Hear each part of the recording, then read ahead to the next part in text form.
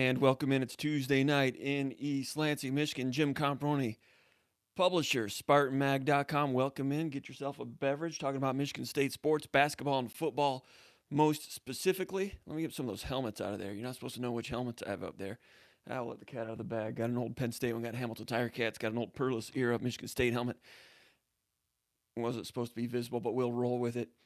Hey, appreciate everybody coming in.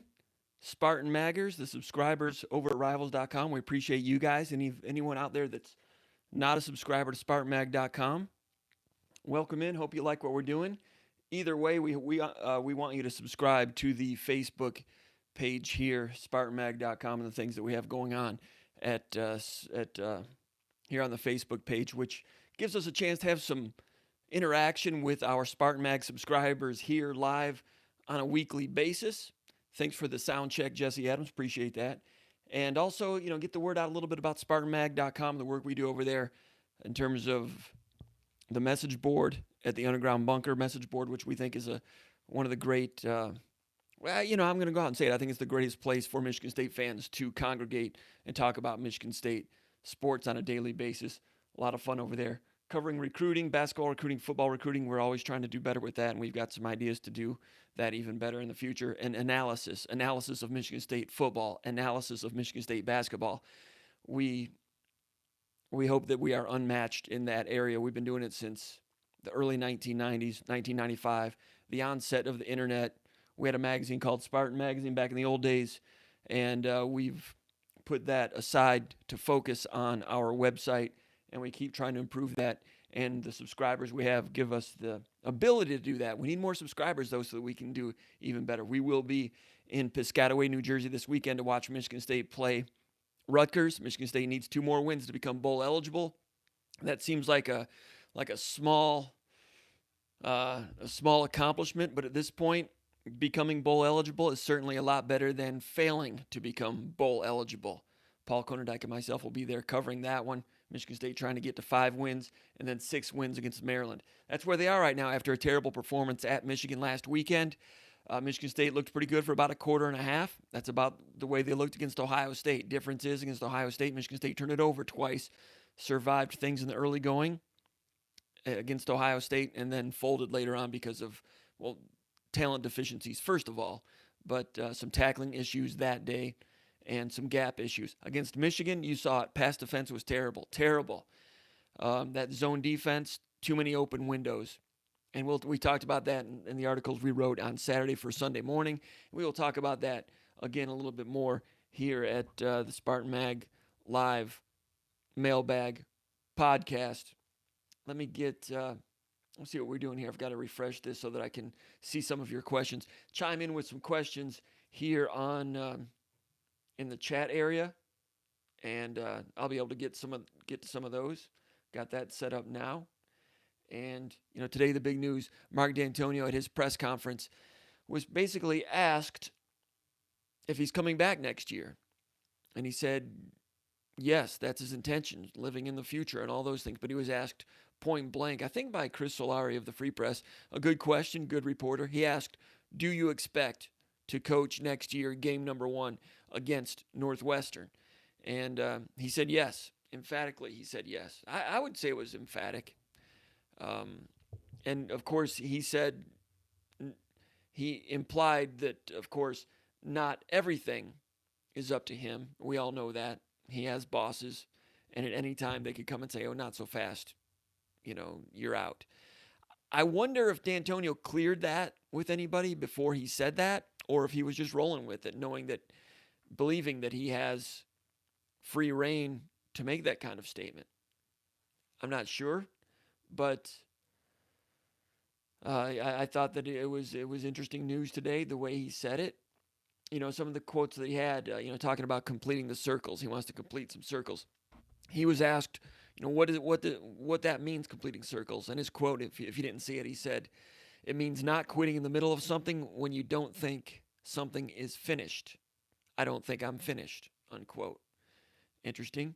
He also said, there was a story that he told about going home after work, I think last night, and saying to himself, why am I working another 15-hour days and another 85-hour work week, and then gets home, picks up something off the shelf, which I assumed was a sweatshirt, maybe pajamas, I don't know, because he insinuated he was getting ready to go to bed.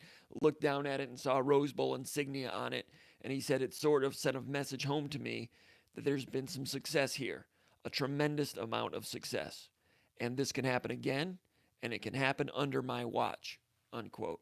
It can happen again, and it can happen under my watch. That was the strongest statement of the day. I saw some people on the Underground Bunker message board saying that that is the Marc Dantonio that they have believed in the past. They enjoyed that kind of confidence and bravado. Not seen a lot of that from him this year. It's been a tough year for in a lot of ways. The people that are happy about that, about Dantonio, were pleased about that. People that are anti-Dantonio, not pleased. And at the Underground Bunker, that's the message board at SpartanMag.com. We ran a poll on Sunday, and it pretty much showed that there's about a 50-50 split. That's the way I perceived the poll. I didn't put the poll out. A member of SpartanMag.com did. And I think it was like 43% wanted him back with some changes on the staff. 43% were hoping that he would retire. Things of that nature. And there's a split. And I respect both sides, because I can't tell the future and say for sure if they go this route, it'll be better. If they go this route, it'll be better. I respect both sides. And I tell you what, at that message board, it's like Republicans and Democrats. They hate each other. Well, they don't hate each other, but they hate each other's opinions. So I guess it's not like Republicans and Democrats. But the opinions, the people that are anti-Dantonio get angry at the people that have more patience, and they think the people that have more patience are part of the problem. Now, I'll repeat again that none of us really have a vote in this. I assume fans by the thousands do have a collective vote. If all of a sudden the stadium, only 10,000 people showed up for the Maryland game, that would be a way to vote. I'm not advocating that. But my point is, fans don't really have a vote. So if you can't influence someone else's vote, if you can't influence someone else's opinion on it, it doesn't really have an impact on what Michigan State's going to do with this situation. So I ask again for calm. Be nice to your neighbor. Listen to their opinion, respect their opinion at SpartanMag.com on that message board. And we can all get along a little bit. Let me see. I'm going to go ahead. There's a question about... All right, I'll start off with a question. Some of these people, if you're new to this, have posted questions over at the Underground Bunker message board at SpartanMag.com. You can become a SpartanMag.com subscriber, get in on all the fun, and ask questions and get in all these fights. I'm not making it sound very nice, am I? But it's a stimulating addiction, I guess, for some people. I enjoy officiating over it a little bit. I enjoy it a lot. But I asked people a couple of days ago, every week I ask them to ask questions, in mailbag form, and I will get to some of the questions here. I think I've got like 15 or 16 questions. I might not get to all of them. Spartan Polo, I didn't want to start with that one. There was another one. Spartan Polo, you're up next. A gentleman by the name of Go Green Forever from Grand Haven, Michigan. His was one of the last questions posted, but I'll lead with it because it's newsy. He says, Dantonio was a firm yes today on coaching next year. Does this make you happy or sad? He's asking me that. Does it make me happy or sad? I want to ask you people that. Do you like it? Happy, sad, angry, okay with it? Because the anti-Dantonio crowd is not represented very well here at the chat over the last few weeks. Maybe you figure that I don't have patience for it. We do have patience for it. We'll listen to all that. But does it make me happy or sad?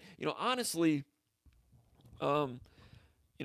professionally as a person, it would have made me it would have made me sad because I've covered him for 13 years. That would be the end, honestly, of a chapter in my life, and I've enjoyed working with him. So I'd be sad in that regard. I'd be sad for him that it would end that way. But in terms of Michigan State's fortunes as a football program, happy or sad, honestly, I could go either way on it. If he would have came out today and said, hey, these are my last 2 games, had a great ride here, gather around, rally, and then he could put on that fedora like Earl Bruce did when he was done at Ohio State. I think Chris Spielman was a senior. Was that 1986? Earl Bruce had been fired, coached one more game against Michigan and upset Michigan, and he had that little fedora on. People were like, well, darn, if he'd have worn that fedora the whole time, maybe we would have kept him.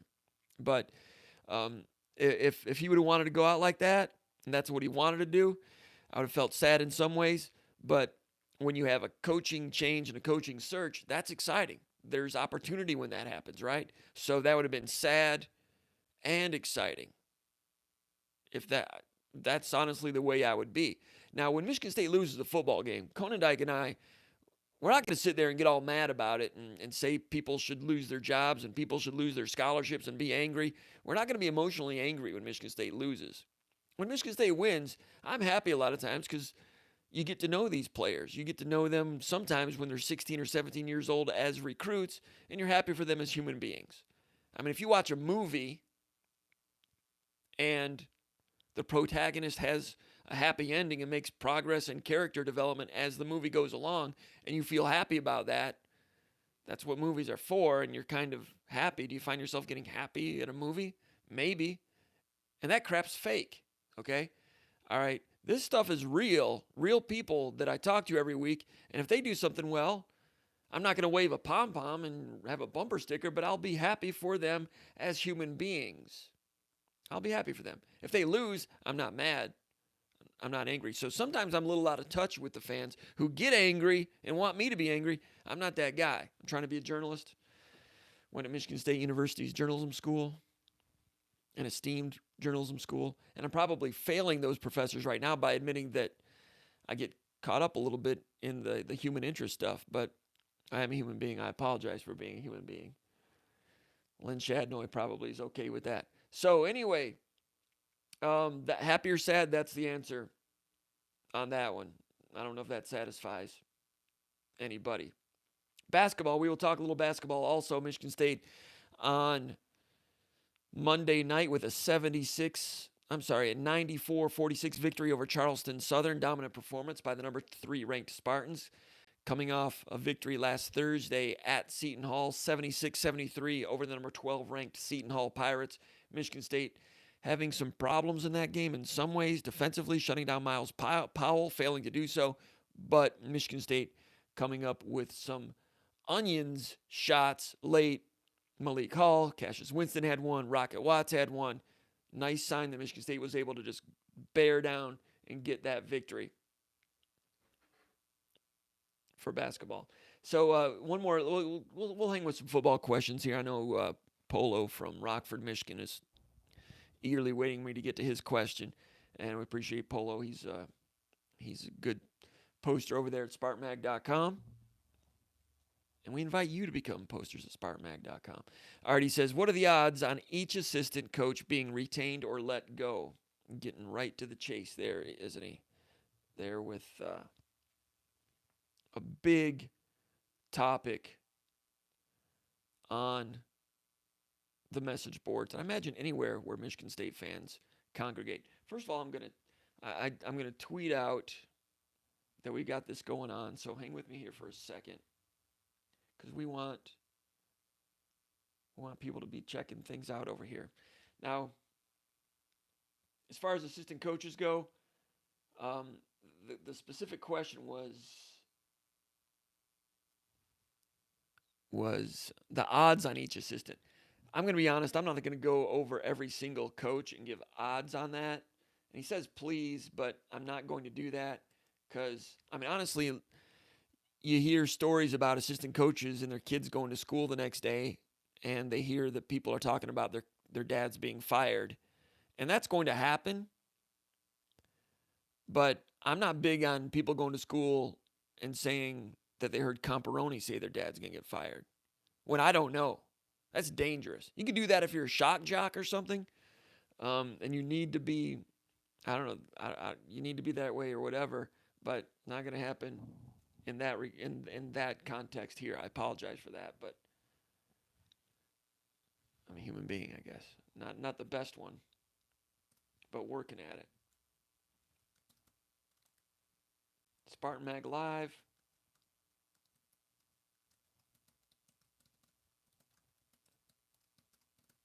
Sorry about that. It took a second. Anyway, as far as odds, I will say who's safe. For assistant coaches, I think Mike Tressel is safe, coordinator. He's had a great run here. Not a good year this year, but great run, well respected by Dantonio. Brad Salem, I think he's safe. First year as coordinator, has not worked out that well. We'll talk a little bit more about that later. Ron Burton in defensive line, I think, has done a good job as a recruiter, defensive tackles coach. Good shape there. Bulla at defensive ends, good shape. Others, not in terms of bad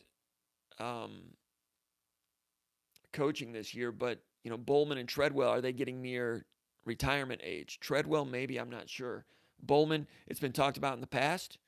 Internally, it's been talked about. I think he's a very skilled offensive line coach. I think he's made good progress with the freshmen this year, and I assume there might be some more discussions in that regard at some point. This offseason, next offseason, not sure. He's had a great career as an offensive line coach. And, Dantonio had a comment today when talking about the team. He says, I venture to look ahead to see how good that offensive line is going to be in the future when he talks about the youth on the offensive line. Samac doing a real good job at center, Duplain at left guard. Those are true freshmen. And then at left tackle, A.J.R. Curry's a junior, but he's basically in his third game ever as a player.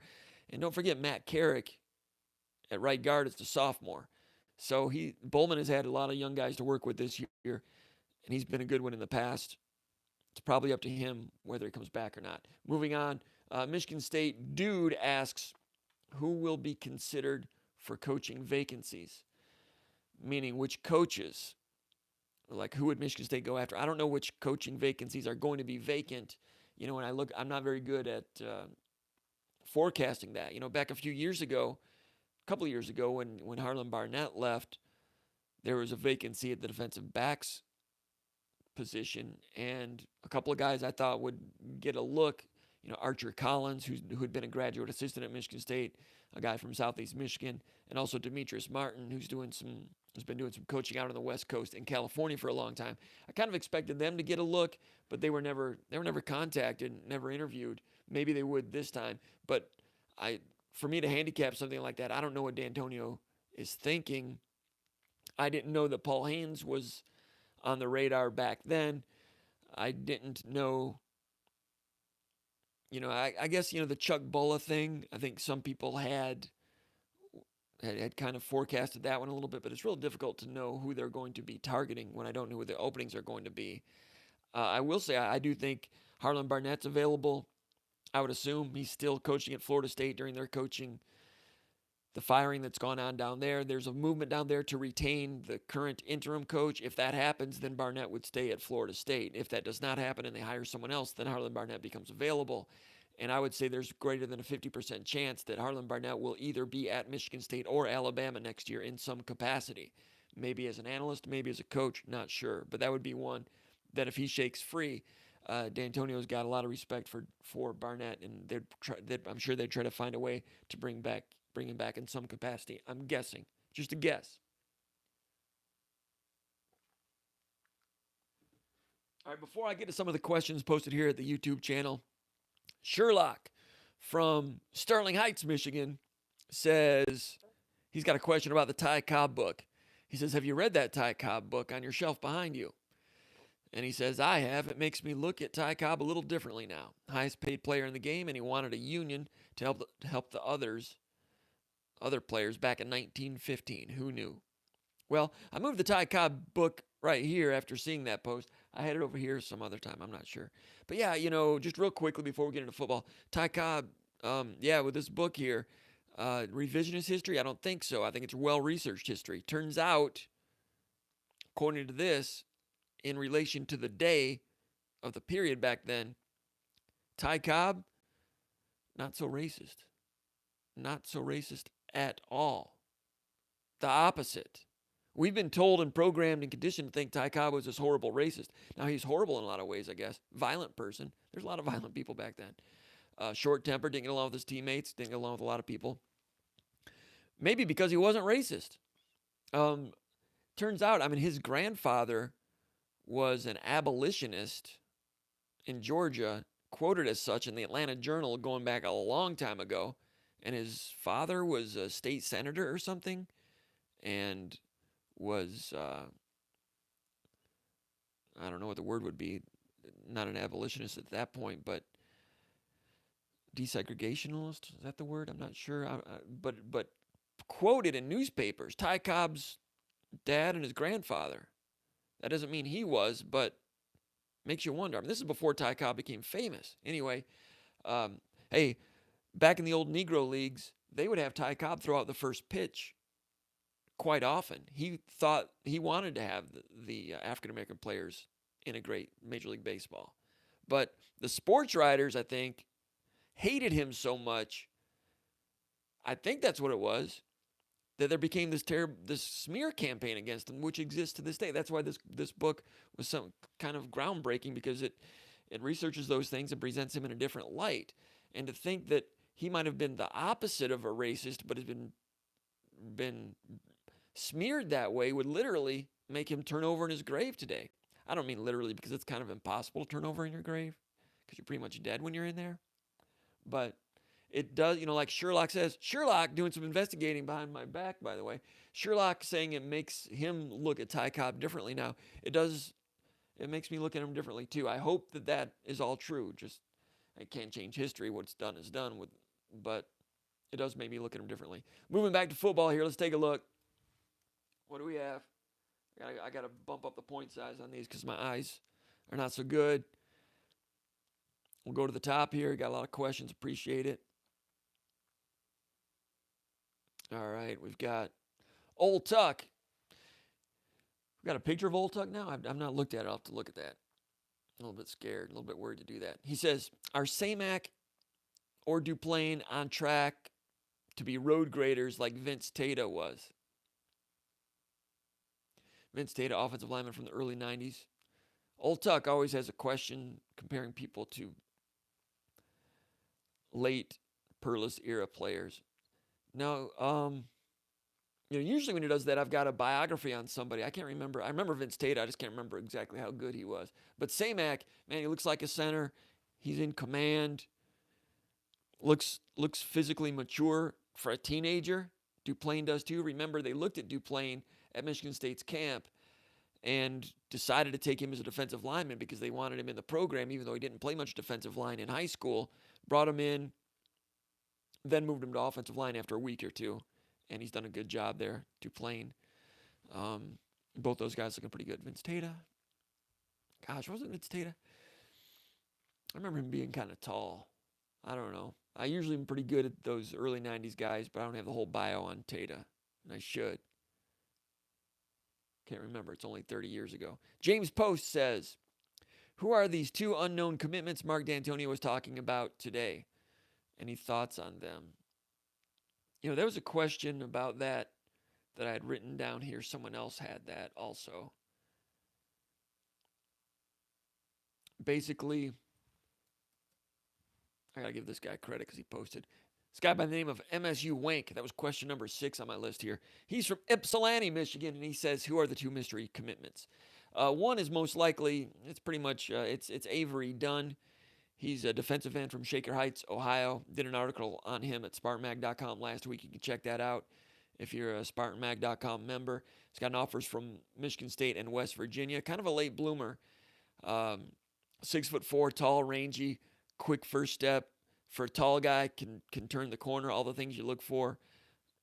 He's still developing, 230, something like that. Not a big guy, so he's going to fill out. But now at his current weight, does a good job, as Dantonio would say. He's shocking. Hit, control, get off.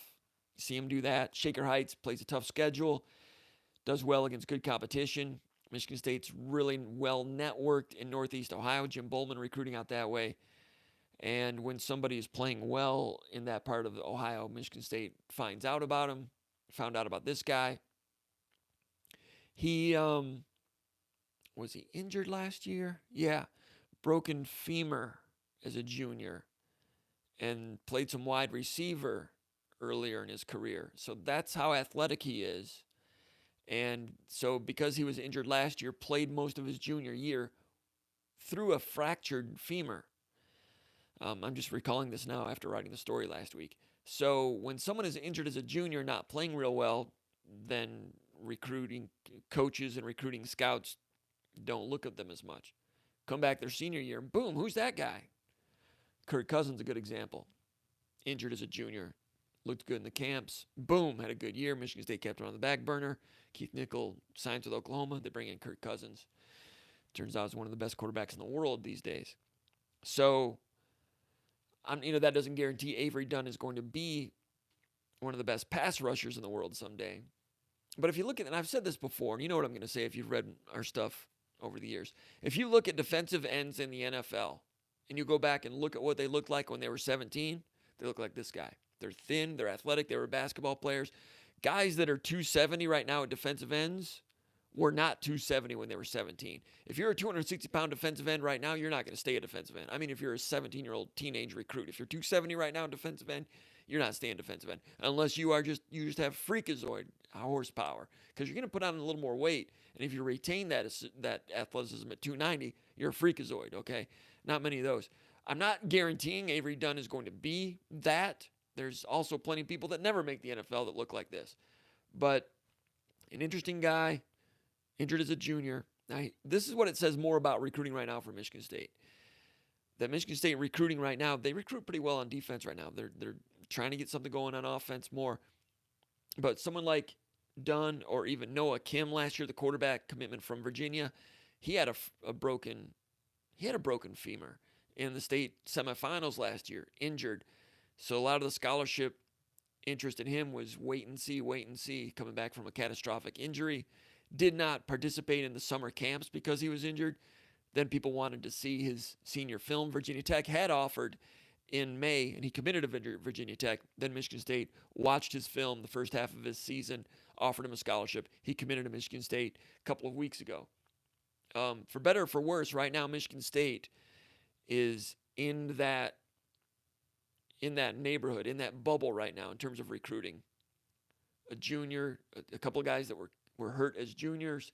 The Foster kid, who's a wide receiver from Ohio, from Lakewood St. Ed's, one of the best programs in Ohio, one of the best programs in the Midwest, was a basketball guy first and foremost for a long time, rejoined football, has made a lot of noise as a senior. Michigan State gets in on him, gets a commitment from him. It's not ideal. That's not recruiting from a position of strength when you're scouring and looking under rocks for late bloomers and things of that nature. That's not ideal. That's not what you want to be. You want to be knocking out those 4-star recruits in the summer, which is what Michigan State did in 2016 for a class that ended up being terrible. It's my thought that a place like Michigan State, if you have one or two of these type of guys per year, okay, that's all right. If you have one guy in the 11th hour that you sign on signing day because some others fell through, okay. But it's been my observation over the years that you don't want to be loading up your class with 7 or 8 of these guys, because then you're kind of getting into that John L. Smith category or the late era Perlis category when they were doing a lot of that. That's just my 100% objective observation. We'll wait and see how many more of these guys they sign. They're in on some other ones, but these guys are in that category. The other one that might be a commitment, I don't know for sure, but I'm looking at Levi Gazarek, the tight end from North Baltimore, Ohio, 6'5", 230, committed to Bowling Green, has had a real nice senior year, strong guy. They need more tight ends. Michigan State offered him after Noah Davis went into the transfer portal. Maybe a Noah Davis type of guy. Davis was supposed to be a blocker, had some injury problems. I'm not sure what his problem was. He moved on, but Gazarek committed to Bowling Green. He's not been doing any interviews lately, maybe because of all the things swirling around the Michigan State season this year with Dantonio and so forth. Maybe he didn't want to decommit from Bowling Green and jump into the Michigan State pool without knowing exactly what the future was going to be. So now that Dantonio said this, would Gazarek, if he is in fact one of the silent commitments, would he come forward and make that one public at this point? I'm not sure. I kind of expect that will happen. Again, it's a MAC level recruit that Michigan State is going and getting late because Michigan State's not recruiting from a position of strength. That being said, tight ends are kind of becoming an endangered species. You might see a 6'5" guy that you project to be a tight end, but in today's football, they're playing spread. They're playing outside of the formation like Matt Dotson did. Big split ends that have the frame that you think you can turn into a tight end. This guy plays some legit tight end. There's not a lot of them out there. Michigan State's in the market for one. They might get this guy. But again, in the same pool in terms of juniors that are injured or a guy that's new to football or going and getting low-hanging fruit from MAC commitments. And you can get some good players that are MAC commitments. I don't know if you want to live on that, but Kirk Cousins was really close to being committed to Western Michigan when they got him, to use that example again. Luke Campbell, I think, was committed to Purdue. Cole Chewins was committed to Western Michigan. Joe Bocci was committed to Western Michigan. So, it's not a bad thing to look at, that when you get toward November, just look at everybody that's committed to a MAC school. Look at their senior film and see if you can go poach some of those guys. I don't think that's a bad thing to do every single year. Go out there and see if there's a Joe Staley you don't know about. I don't know. So they needed a tight end. I think they're going to get that guy. Let's go back to the YouTube questions here. Scotlander he says, is the real issue with this team the defense? I feel like the double A-gap blitz is gone. You don't see that. They blitz. I haven't seen exactly which blitzes that they're bringing them off the edge. They're bringing them inside. Double A-gap blitz with linebackers. Been doing that for years. I don't think it's an X's and O's thing in terms of blitzing too much, not blitzing enough. Certainly when they've only rushed 3, you all know that has not been productive. It's been good in past years in some situations. They gave up a third down conversion early in the Michigan game, and of course gave up a big one in the Illinois game. Sometimes rushing 3 helps, or sometimes rushing 3 works. It's not a bad thing all the time, but you're right. It's not been a high success rate for that. Anything someone says that doesn't work, there's usually something that proves that it did work in other situations with other players. People get mad at me when I do that. But most recently, when Minnesota upset Penn State, the interception that cinched it for the Gophers, Minnesota did it with a 3-man rush. Those years when Michigan State lost to Northwestern, especially back when Randy Walker was around, I think Drew Stanton threw like 3 interceptions against Northwestern his junior year. They're doing 3-man rush all the time. Tulsa had success with a 3-man rush against Michigan State. They were either coming just wholesale blitz or just 3. It was like the most extremes I've ever seen from a defensive coordinator. Anyway, different ways to do it. Old Tuck, in recruiting, why such a drop-off over 5 years? Over 5 years. Yeah. Well, 5 years ago, Michigan State was coming off Rose Bowl, and you had Curtis Blackwell helping. And there was no talk back then of what Dantonio's future was. It was, they were at their peak. So, Harlan Barnett, you lose him. He was a good recruiter. Can't remember some of the others. Quite frankly, when you have, the current assistants, when they were younger, there's a lot of times there's a correlation between excellent recruiting and how young or old you are. There are some exceptions. Madison, the defensive line coach at Ohio State now? He continues to recruit well, but recruiting at Ohio State, that's a machine. Blake Davis, I heard we are recruiting the Bama transfer. What are the chances on that? I didn't hear anything about that. There's a tight end from Alabama that might be out there in the portal. I wouldn't doubt that at all, but I can't verify that. I'll have to look into that. Ken Chen. We'll get to Ken here in a second.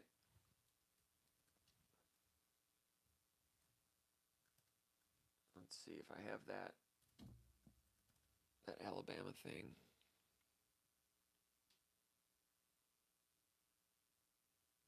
No, I don't think I've got any new information on that. All right, Ken Chen. Do you think Kirk Ferentz is a good coaching comparison? He's had peaks and valleys and stayed in the fight. And Ken is from Okemos, but he lives in Redwood City, California. Thanks, Ken.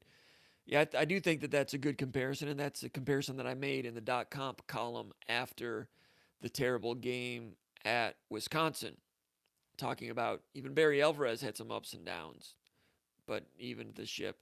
I think Ferentz is a good comparison, the things he's done over the years, and he's righted the ship pretty well this year. What are they, 6-3? They beat Minnesota last weekend. And Iowa has been a lot more competitive this year against Ohio State, against Michigan, against Penn State. Iowa was competitive, not Ohio State, against Penn State and Michigan. Can't remember the other one. Wisconsin. Iowa, competitive against all those teams, much more so than Michigan State. And Iowa does it without great recruiting classes. They get a couple guys here and there. Epinesa was a big-time recruit, local guy. They had an inside track with him.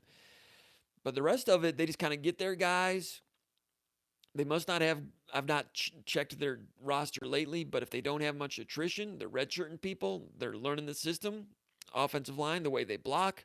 They're learning the system on defense, the Phil Parker system. Phil Parker, one of the greatest assistant coaches in college football, year after year. You know, I was watching the Iowa-Minnesota game today. I was just zipping through it a little bit, and I saw Iowa getting back to two-gapping, especially on first and second down. When I watched them against Iowa State prior to the Michigan game and into the Michigan game, I was like, Iowa was just one-gapping. They weren't doing their two-gapping. And when they're really two-gapping with a defensive lineman, they get into you, and they send those offensive linemen, their heads back like rock'em sock'em robots, and they control both sides. So that's two-gapping, controlling the offensive lineman. And then whichever way the ball goes, you disengage to that way. So you're playing both gaps. Sometimes you might, Hank Bulla explained this to me years ago. Sometimes you might get into it and you play 25% to this eye or this shoulder and 75% to this eye. So it might not be a true 50-50 two-gapping. But Iowa's been great at that over the years. And they were still two-gapping when few teams were two-gapping.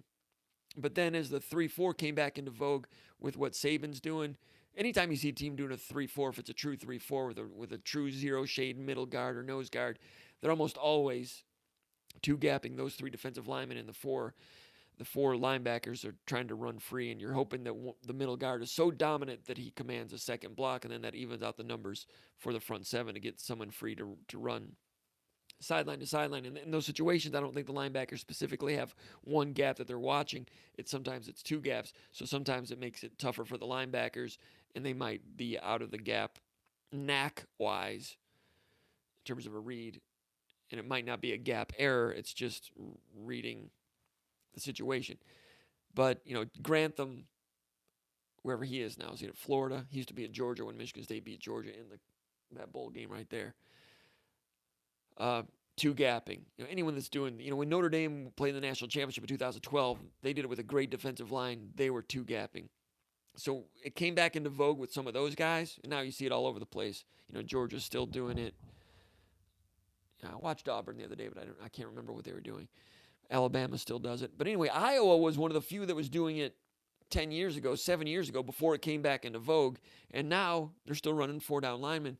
And earlier this year, I'm like, man, they're one-gapping. Why did they go away from what they've done forever? But against Minnesota, they were back to two-gapping, and they looked firm. I remember posting on the message board back in September that Iowa is not the usual Iowa. They're not firm on the defensive line. And number 42, I think it is, the middle linebacker, is not an Iowa middle linebacker. That was before they played Michigan and before they played Penn State. And I didn't think they would be competitive in those games, and they were. Check back in on them. They're changing back to what they're doing again. But Ferentz, I mean, they recruited their people to that system. They've been running cover two forever. They don't run as much cover two as they used to, but they're still doing their zone, and their slot area linebacker sometimes doesn't look like a slot area linebacker, but they're so good getting into your film and your tendencies and your formations and the route combinations that they're just so good at taking steps and cheating and getting to the area where you're going before you get there. And that's why someone like A.J. Eds, who looks like a clunky 6'4.5" slot linebacker, ends up with 6 interceptions at the end of the year. They can really reel you with that stuff. System, know what they're recruiting. Yeah, that's a great comparison. And no, Michigan State has not stuck to that in recent years. They've gotten away from things. I don't know what it is, but they're not quite the system type of program that Iowa is, or the system type of program Wisconsin is. So Michigan State was something for a while. They've made some changes. The old identity thing, what is their identity now? I'm not sure. But it is a good comparison. And when Dantonio was hired, he said he wanted to be like Iowa or Wisconsin. I said that once on a radio show, that that's what Michigan State should aspire to be, back when John L. Smith was fired. And my buddy Tim Stout thought that was crazy. He was like, why don't you should be looking to be like Michigan.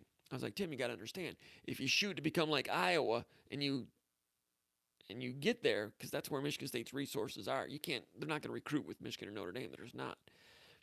If you can recruit with Iowa and Wisconsin and you do it really well, then when you're at that level, you might wake up one day and instead of being an 8-4 program, like I think Michigan State can be, all of a sudden, boom, you're 11 wins because you got Kirk Cousins that no one thought was going to be this good, and NFL wide receivers and so forth. So that's what I think Michigan State's program is. That's where I think Michigan State's, that's their base camp area. 8-4 program. Recruit at an 8-4 level. Have an 8-4 roster. Take care of your business. And if you just, and all of a sudden you can just focus on Saturday and you win on Saturday. Focus on a Saturday, win the next Saturday. Focus. Before you know it, you're accumulating wins, and you end up with some of those seasons that Marc Dantonio had earlier in his career. And I thought they were an 8-4 program back then, recruiting like an 8-4 program. There's times when Michigan State had an 8-4 roster and won 10 games. There's times when they have an 8-4 roster and they win 6 games. Ironically, they've never actually won 8 games under Dantonio. It's been 10 or 11 or 6 or 7. But the aggregate usually lands around 8-4. People might get mad at me for saying that they're just an 8-4 program, but that's kind of where Iowa is. I think Michigan State has more drawing power than Iowa a little bit. Not just me saying it. There's others in the profession, not the writing, sports writing, journalism profession, but in the coaching profession, that say Michigan State's a little bit above Iowa, or should be, in terms of resources, recruiting pull. That can go haywire if you have bad coaching at Michigan State and great coaching at Iowa. But yeah, Ferentz is a good coaching comparison.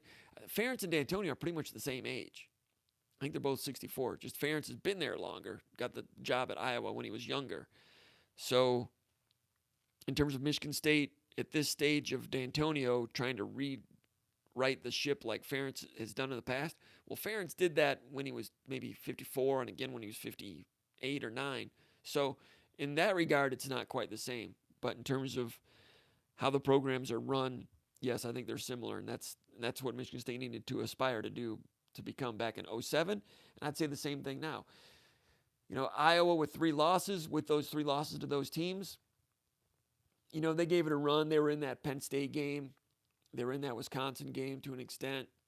Never really got it going against Michigan. Stanley was too immobile, and they couldn't get receivers open, and they couldn't run the ball against the +1. So they weren't going to win that game. But if they can finish 9-3, and that's a really good season for Iowa. They can finish 9-3 with that schedule. Not as tough a schedule as Michigan State's. Michigan State's schedule, by the Sagarin ratings I saw today, the Jeff Sagarin ratings, Michigan State's schedule is number 3 in the country, strength of schedule, Michigan State. And that's even with Arizona State nosediving to 5-5 now. I think that freshman quarterback, he was injured a couple weeks ago. I don't know if he played last weekend or not. But Arizona State no longer helping Michigan State's strength of schedule, but Indiana and Illinois are. And Western Michigan's not bad. But you know Michigan State's schedule. Here's the deal. They blew the Arizona State game, blew the Illinois game. You win those games, you know, you're looking at, 6-4, which is not great, but you can finish 8-4, and you can be what? An 8-4 program. Not great. Coming into the year, I didn't know Wisconsin was going to be that good. None of us did. We didn't know Penn State was going to be that good. That's the way college football is. What you need to do is have an 8-4 program, and sometimes, some year, you are the team that people didn't know was going to be that good. And Michigan State has been that team in the past.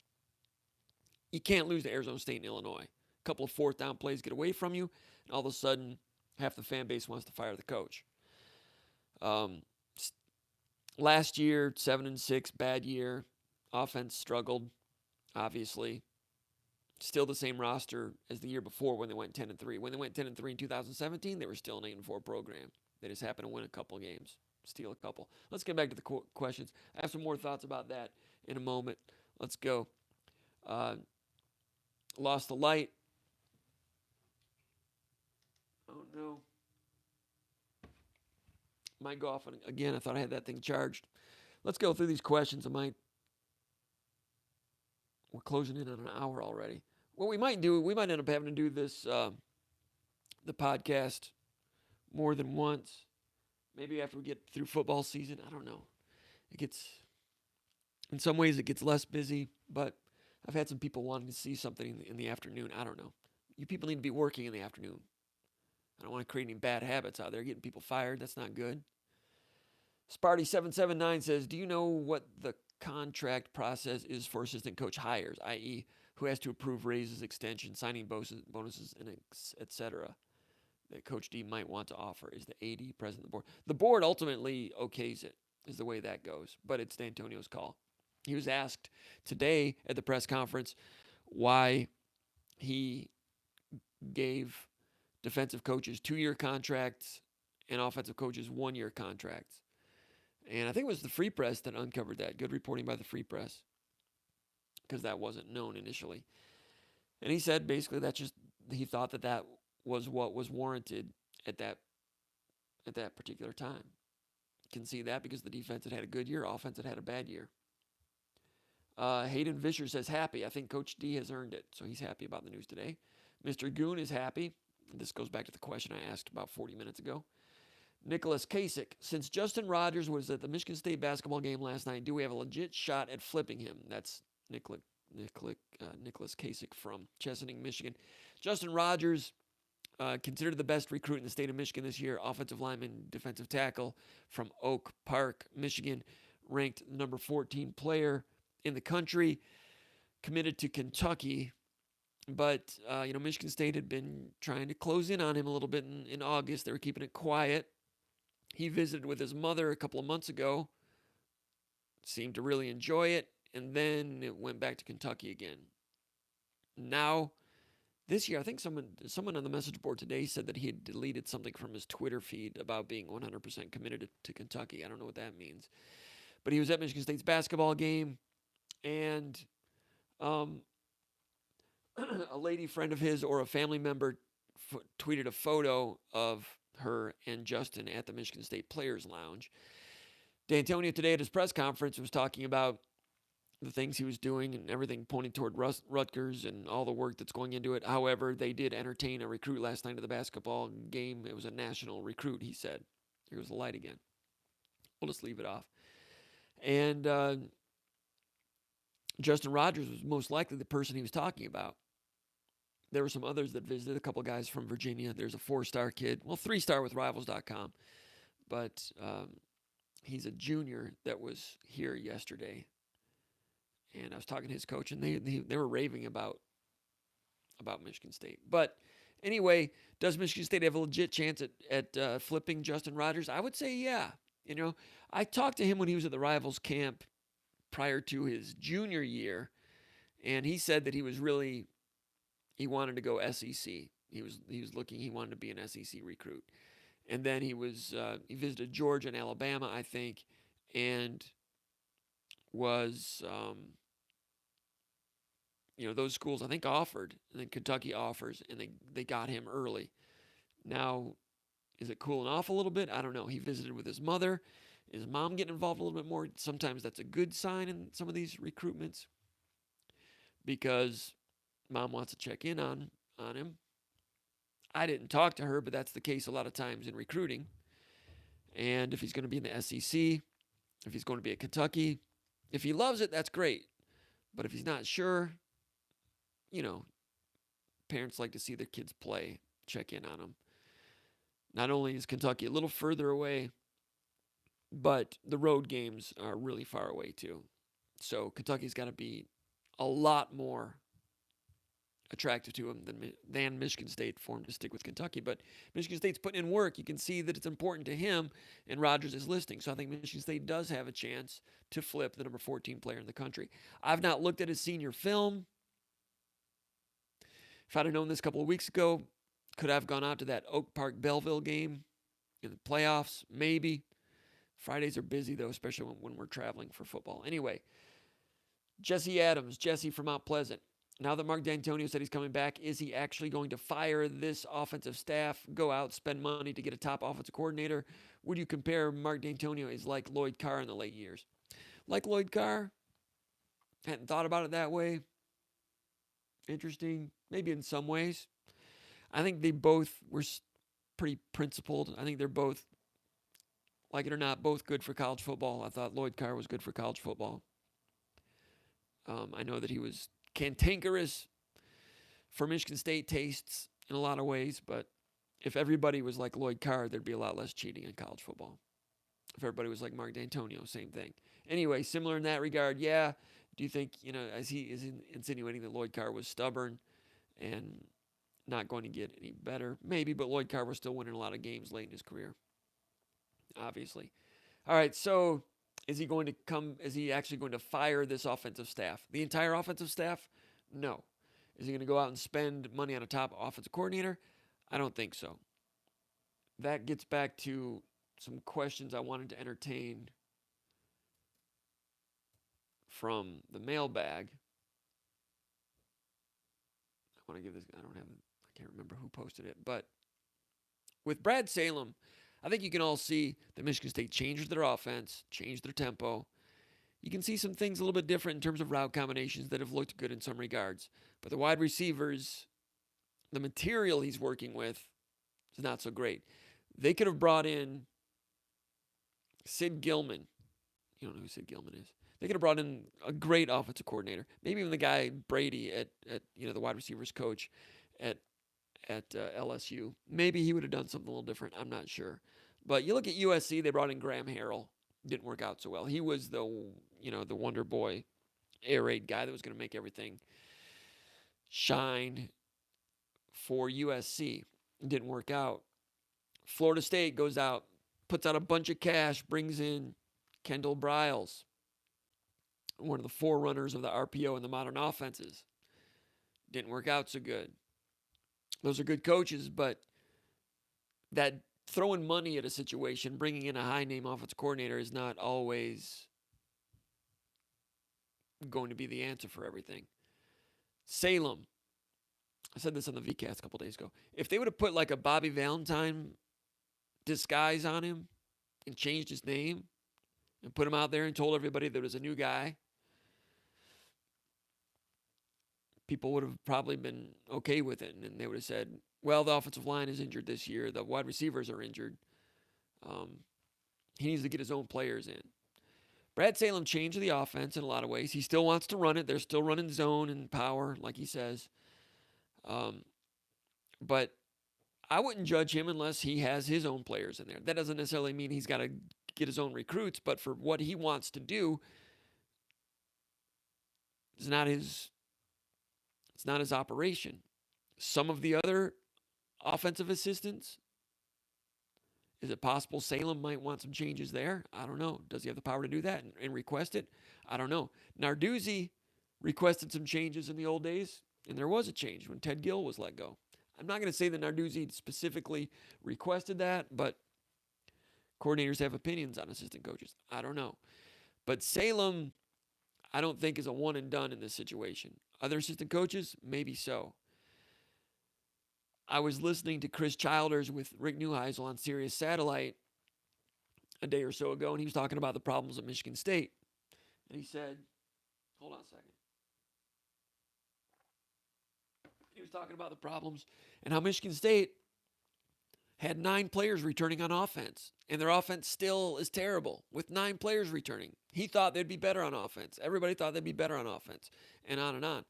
And I was like, well, yeah, they had 9 guys returning on offense, but I think only 3 of those guys started against Michigan.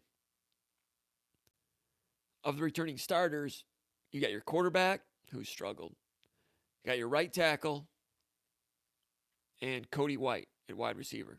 Cody White struggled in September. He's been playing well lately. The other returning starters, well, Darryl Stewart's out. Cole Chewins hasn't played. Jarvis played a game. The center's out. So, left tackle's out, left guard's out, center's out, right guard is out. The tailback left. That's not your problem. It's not Childers' problem. They had the tailback. He was overtaken. That's not necessarily a bad thing. The tight end is out. So the 9 returning starters on offense only amounts to being 2 or 3. Now, look, the injury thing. We talked about injuries all last year, and I know a lot of you people got tired of it. But on offense, it's been a problem on that offensive line. You got a true freshman left guard, true freshman center. It's not a great recipe. It is the coach's fault that there was not a layer of sophomores and juniors ready to step up, because the starters got hurt and then it was freshmen. That in-between class, whether it's recruiting, evaluation, player development, whatever it is, they were not ready. Talking about Khalifa, some of these other guys. You know the names. Isaiah's gotten on the field a little bit. But, with offensive line recruiting, it's like you need to recruit 14 guys in order to get 5 guys, because you're going to have guys messing up their clavicle and their shoulders, just the wear and tear of the nature of the position. You're seeing that with Cole Chewins now with his back. So that offensive line, A.J. Arcuri finally gets back on the field. He was injured last year, was really in line to start this year. It might have been Chewins at right tackle, Arcuri at left tackle. I think Arcuri looks like a left tackle, moves well, long arm, strong. When he gets his hand on you, does a good job controlling you, moves his feet well athletically. He's a little susceptible to some inside moves, but he's learning as he goes. Had an expensive error on that 4th and 1 just before the blocked punt against Michigan State when Michigan stemmed and got him to jump. But he's learning. He's played 3 games. I think he looks pretty good. But the offense, with the injuries,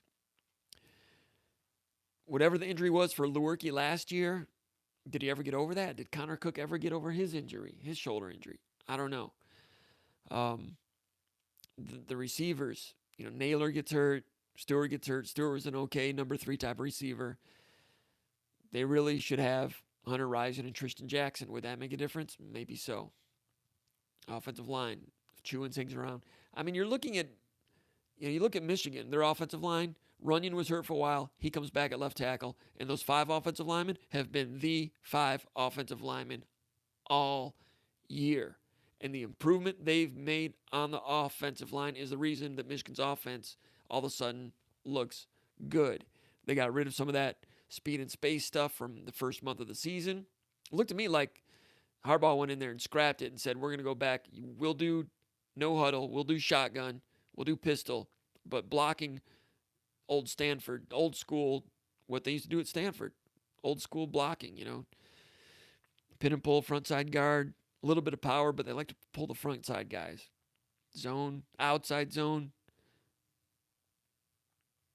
Trap with 74 pulling, left guard Bredesen. And they do so many things, and they don't mess it up. Got to appreciate that. They've done a great job with that. Warner has done a great job with that. A lot of people thought Michigan State should have went after Warner last year, the offensive line coach. That would have helped Michigan State and taken out Michigan in their kneecaps if they could have done it and went after it, but I don't know. So, by comparison, what could Michigan State have been? Bowman, venerable, good offensive line coach. I've always said that. If he would have had a senior version of what we thought Cole Chewins could become when we saw him play as a freshman. Back in 2017, the cluster punt game, Chewins was playing in that game as a sophomore. Higbee was playing in that game as a freshman. They were in that game, slugging it out. So if you would have had Chewins, and you would have had either Luke Campbell or Higbee at left guard, and Matt Allen at center, and Jarvis at guard all year, and maybe Arcuri the right tackle, or maybe Arcuri at left tackle, and Chewins beating out Jordan Reed, and you had those 5 mature and healthy all year, you might have a different opinion of the offensive coordinator. Lewerke, gosh, great kid. I feel bad for him. He's consistently inconsistent with his accuracy. Great kid. He's worked at it. Love the guy. Good kid, man. Love interviewing him. He's been so patient with us in the media. But, just like the swing passes that he's missing, the interception on the swing pass last week.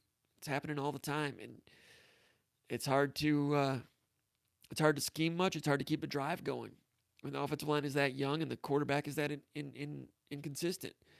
Then the receivers, that's their fault. That's the coach's fault. The receivers, we've talked about it all year. They are not a Michigan State level receiving core. I mean, Michigan State usually has an NFL receiver in there somewhere, if not 2 or 3. Maybe the younger guys, some of those guys will become that, but right now they don't have it. So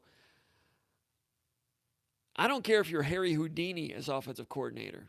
When you have those things going on and you're playing at Wisconsin, at Ohio State, Penn State, pretty good defense, Michigan, pretty good defense, ladies and gentlemen, not a lot's going to work.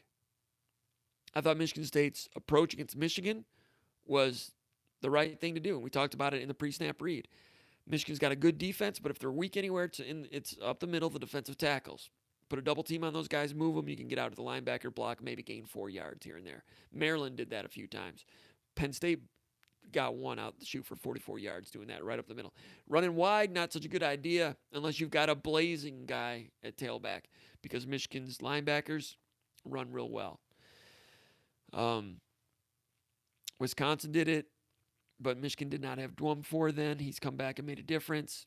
Middle linebacker was different then. One of many differences between Michigan and Michigan State right now. Michigan State gets an injury, they got freshmen out there.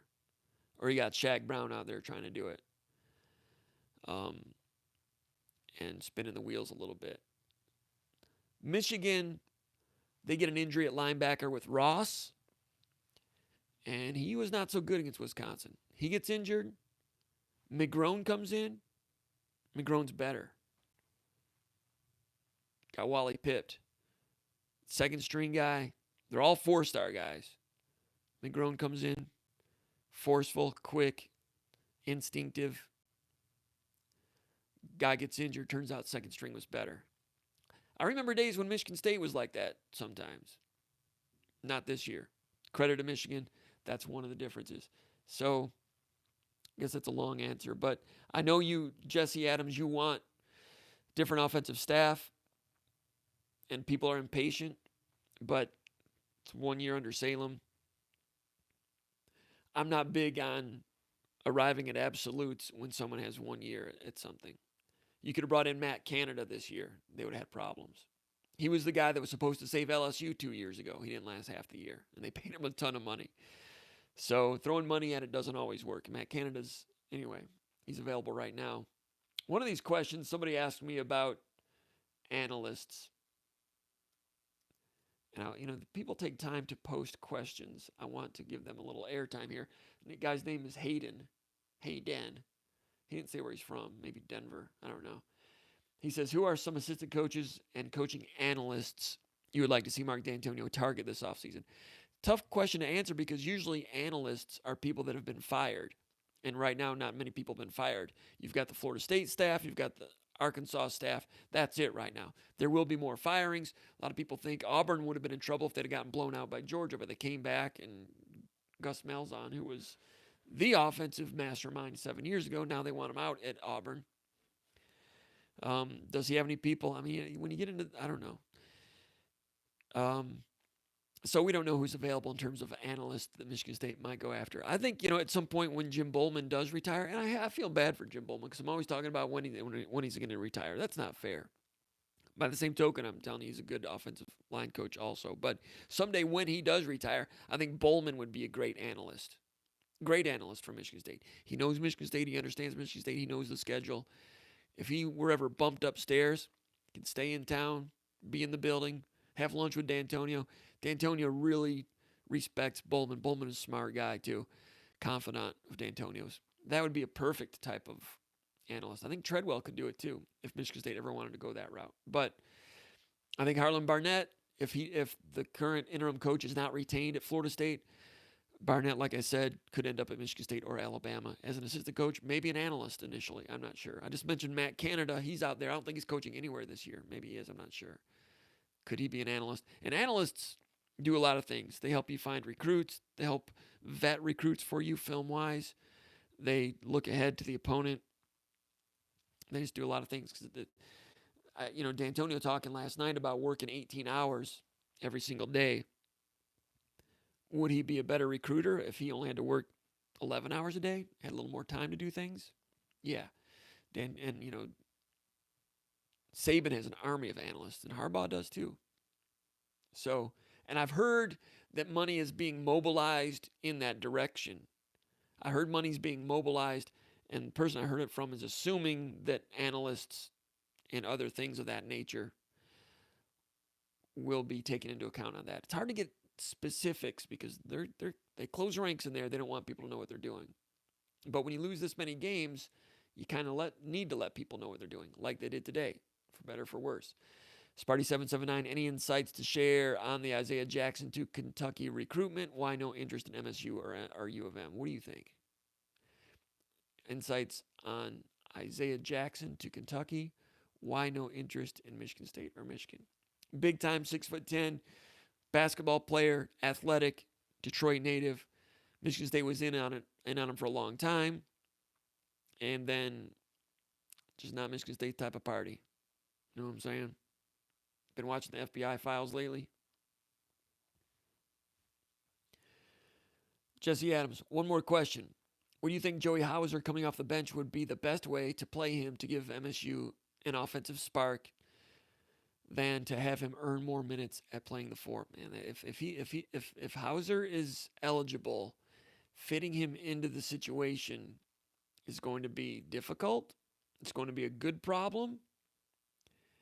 And talent, he still has to learn to play the Izzo way. Off the bench, maybe. Because Kithier's doing a real good job, with the defense and just boxing out and providing that glue. Great thing about Kithier, you don't have to give him shots. He gets shots. He gets open for little 2-footers and things.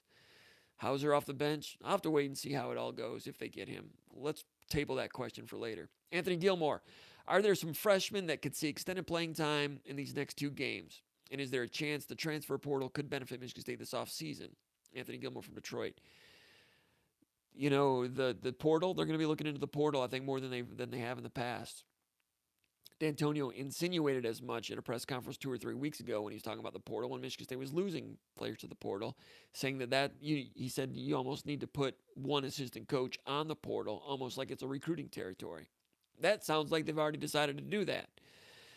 Always remember that someone in the transfer portal is somebody else's cast-off. So, in some ways, you're picking through garbage. In some ways, but if someone's looking to move up a level, like Jaden Reed, the wide receiver that Michigan State's getting from Western Michigan, a little bit of a different story. When you look at Illinois a couple of weeks ago, and the transfer portal players that they had. The right guard is their second best offensive lineman. He's a grad transfer. Or was he grad transfer or transfer portal? Can't remember. From Alabama. Their best wide receiver, transfer from USC. The best pass rusher, transfer from USC. And their starting quarterback, transfer from Michigan. So Illinois has made good use of that. Some of those are grad transfers. Some are transfer portal guys. Transfer portal guys, usually if they're just a raw transfer, they've not graduated yet, so they have to sit out a year. Grad transfers, different story. Mid-America Conference grad transfers, okay. You saw Michael Dana playing defensive line for Michigan last weekend. Did real well at Central Michigan. Was not playing a lot at Michigan earlier in the year, but now he's in the regular rotation and making an impact. So, yeah, I think Michigan State's going to look at that. Doors Fan 91 with a good point to Old Tuck says Kentucky and Cincinnati are a big reason Michigan State recruiting has fallen off. Their staffs are doing a better job. Good point. Kentucky with some of that SEC style recruitment, if you will, perhaps. Just saying.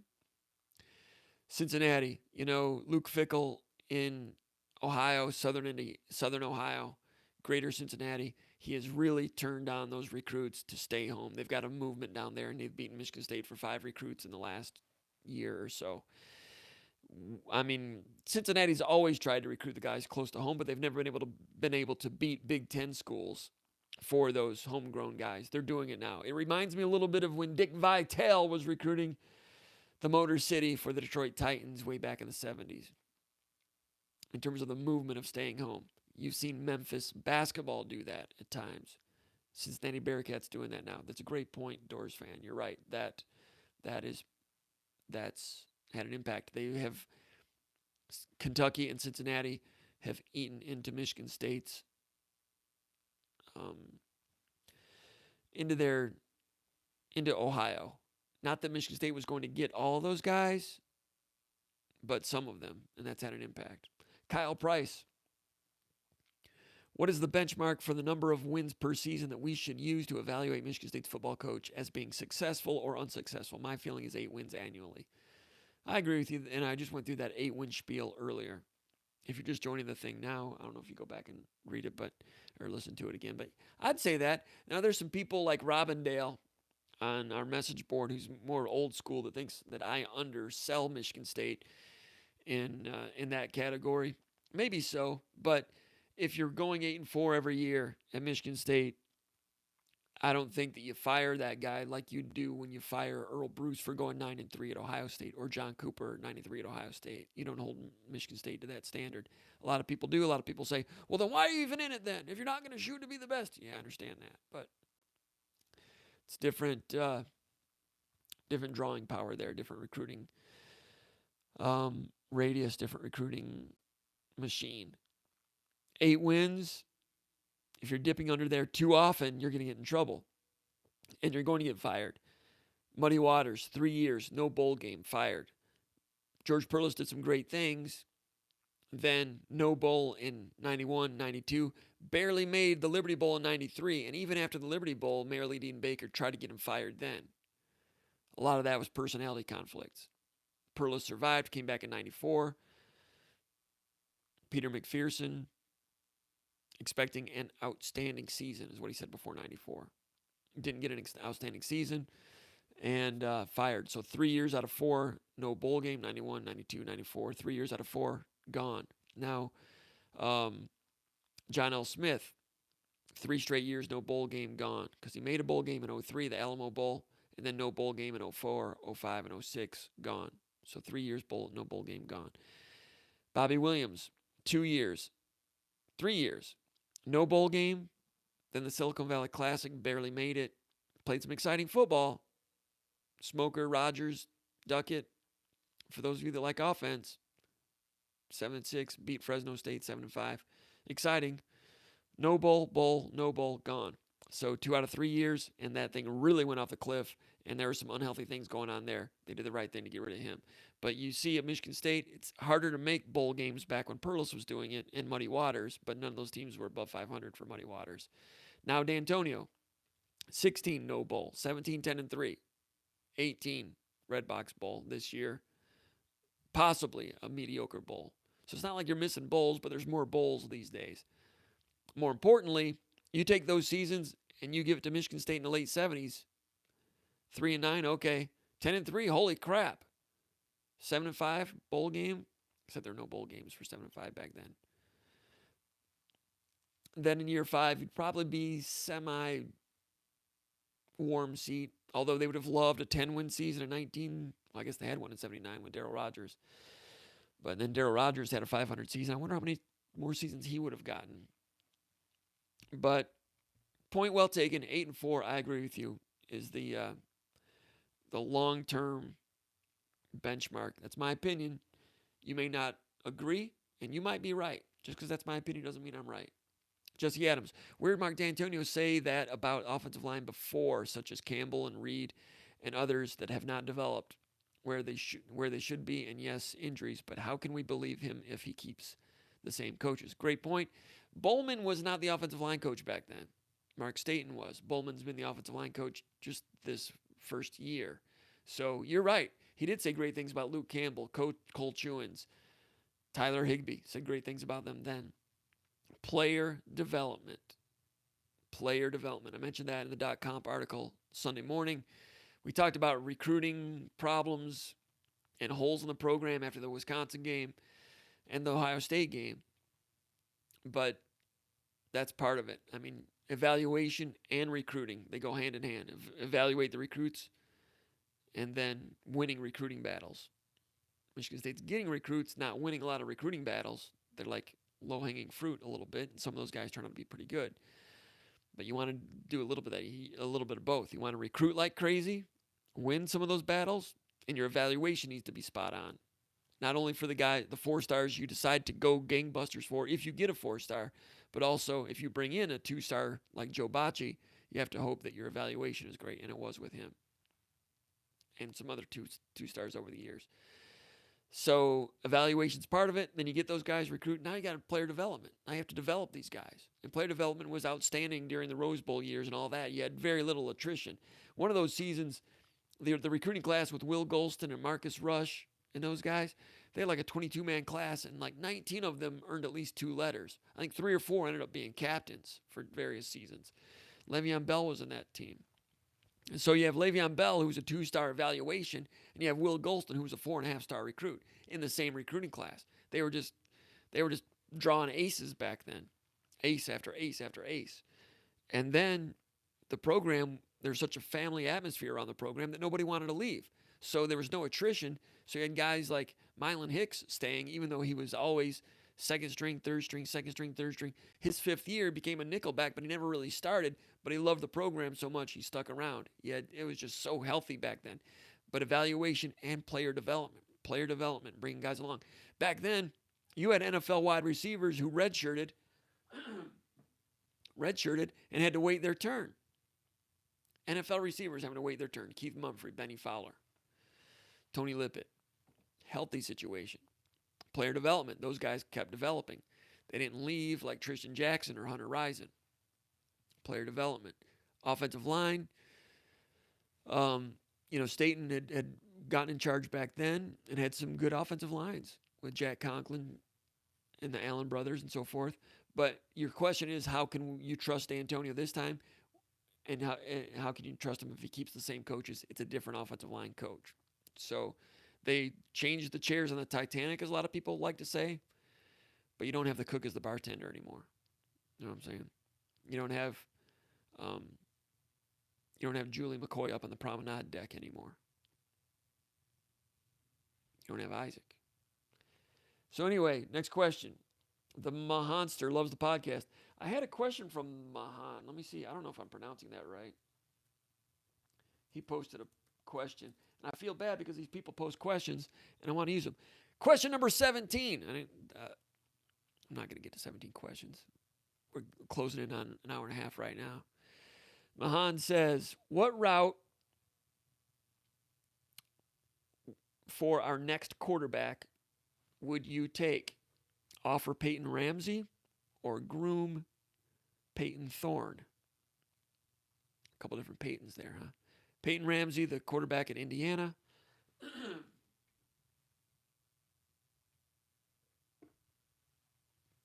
A lot of people think Peyton Ramsey is going to be a highly coveted grad transfer quarterback this offseason. I assume he's going to graduate in time to be a grad transfer. Great kid. They love him in Indiana. Michigan State played against the Penix kid. Penix beat out Ramsey for the quarterback job. Ramsey stayed. They love him for that. Penix is injured now, out for the season, but Ramsey continues to play good football for them. Did some good things against Indiana this weekend. Good quarterback, previous starter. He's one of the highest-rated completion percentage guys in the history of the Indiana program and lost his starting job.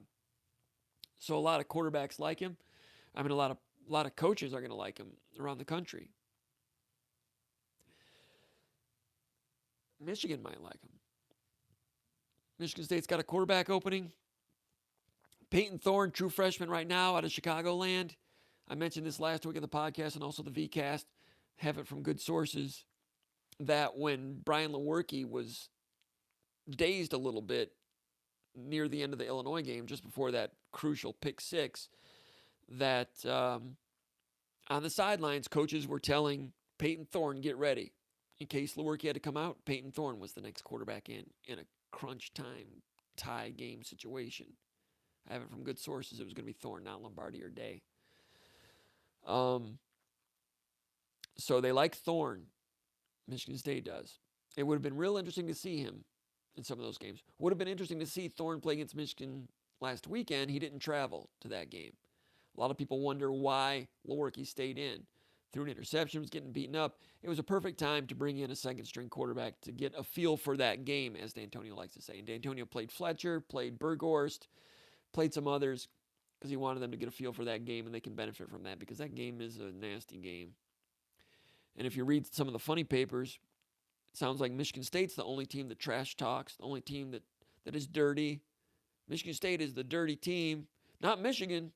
If you listen to the comic book version of how that game went down, Michigan State was the bad guy. They came into Gotham City, but good old Michigan, they do things right, and they were trash talked too, but they said it right because they're the good guys, and they put it down again because that's what the good guys do. Comic book football discussion and coverage. You don't think there's trash talk going both ways? You don't think there's chippy play? The first chippy play I saw was Bredesen hitting a guy after a play. And Michigan would do that. They've been doing that last couple of weeks. Whistle, whistle, whistle, through the whistle, then an extra hit. Whistle, whistle, then an extra hit. They do that to see if you'll do it back. Just, it's a dominance thing. And it's taught there. Listen to Doug Skeen's podcast. And I appreciate him because he knows a ton about football. But all this crap about Michigan being the good guys, and then they'll pick one play like Panashuk's late hit, which was not good at all. Should have been ejected. And that just proves, that's the comic book narrative again. But we'll see what they do here in the next couple of weeks. But that has become Michigan's pacifier, beating Michigan State and being the good guy in Gotham City and doing everything right.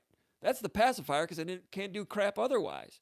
Now they're a better team this year, and I think they got a shot to give Indiana trouble. And I think they have a shot to give Ohio State trouble. They're better. They're pretty good. But that's the pacifier for them. So good for them. Pretty good football team. So what route would I take? Peyton Ramsey or Groom Thorne? Well, you can take Ramsey and Thorne. I don't know if Michigan State would be a school Peyton Ramsey would look at. Yes, Michigan State's got an opportunity. Yes, it's in the Big Ten. But Ramsey, they love him down there. Does he really want to play against his teammates next year for the old brass platoon? And it's going to be in Bloomington. Does he really want to go back to that stadium and play against those guys? I think that might be a deal breaker. All right.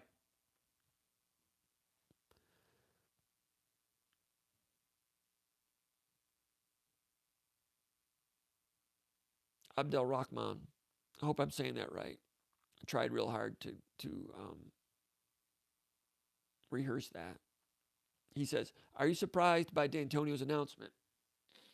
Have you heard of any potential names Dantonio would want to add to the staff? No, I've not heard any names. And Dantonio's so secretive on that stuff, it would never trickle down to my level.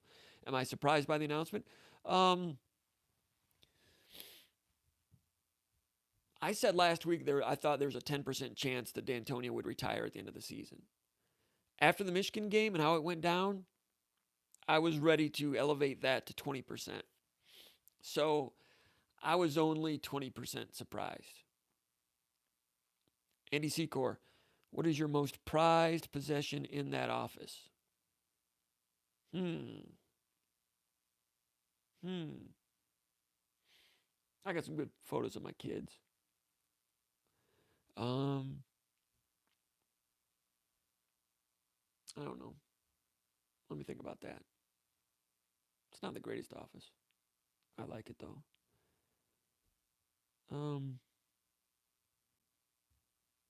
I'll think about that. Hayden Vischer. I think the receiving core could be very good next year with Jaden Reed, Cody White, Naylor, Mosley, Ricky White. Do you see Julian Barnett moving back to cornerback with the D-backs this fall? Some people have been talking about that. You've got Josiah Scott. I think he's going to go pro. Shaq Brown needs someone to compete with him. Josh Butler's gone. Maybe so. Davion Williams has got to come along. Someone asked about Davion Williams too. I want to cite another one of these questions. Yeah, I think that's possible. Barnett's showing some decent things on offense, but could they use him, have more use for him there? Good question. A gentleman by the name of 428 Grove Street from Elmhurst, Illinois, asks a similar question. With the DBs struggling, why have we not seen Chris Jackson and Davion Williams? They were big-time recruits. You're right, Davion was a big-time recruit. Chris Jackson, maybe not as much if I remember, but, Kalen Gervin was out for a couple weeks, played a little bit last week, made a mistake or two, started against Ohio State, struggled. Davion Williams, he caused that fumble, I think, on the punt return. I think he was also down there to down the punt at the 2-yard line. So Davion Williams starting to get into the fold a little bit more on special teams, but I would have expected him to get a shot at corner at some point. Why? He's behind Gervin. They just must not trust Davion Williams, which surprises me a little bit. Would have liked to have seen a couple more blowouts this year. The Illinois game was looking like that for a while. Coulda, shoulda, woulda. Then you might have seen Davion Williams on the field. That would have been good. Interestingly, tonight at interviews, Mike Tressel, Paul Konerdijk was talking to him. I didn't go to interviews tonight because I was at parent-teacher conferences.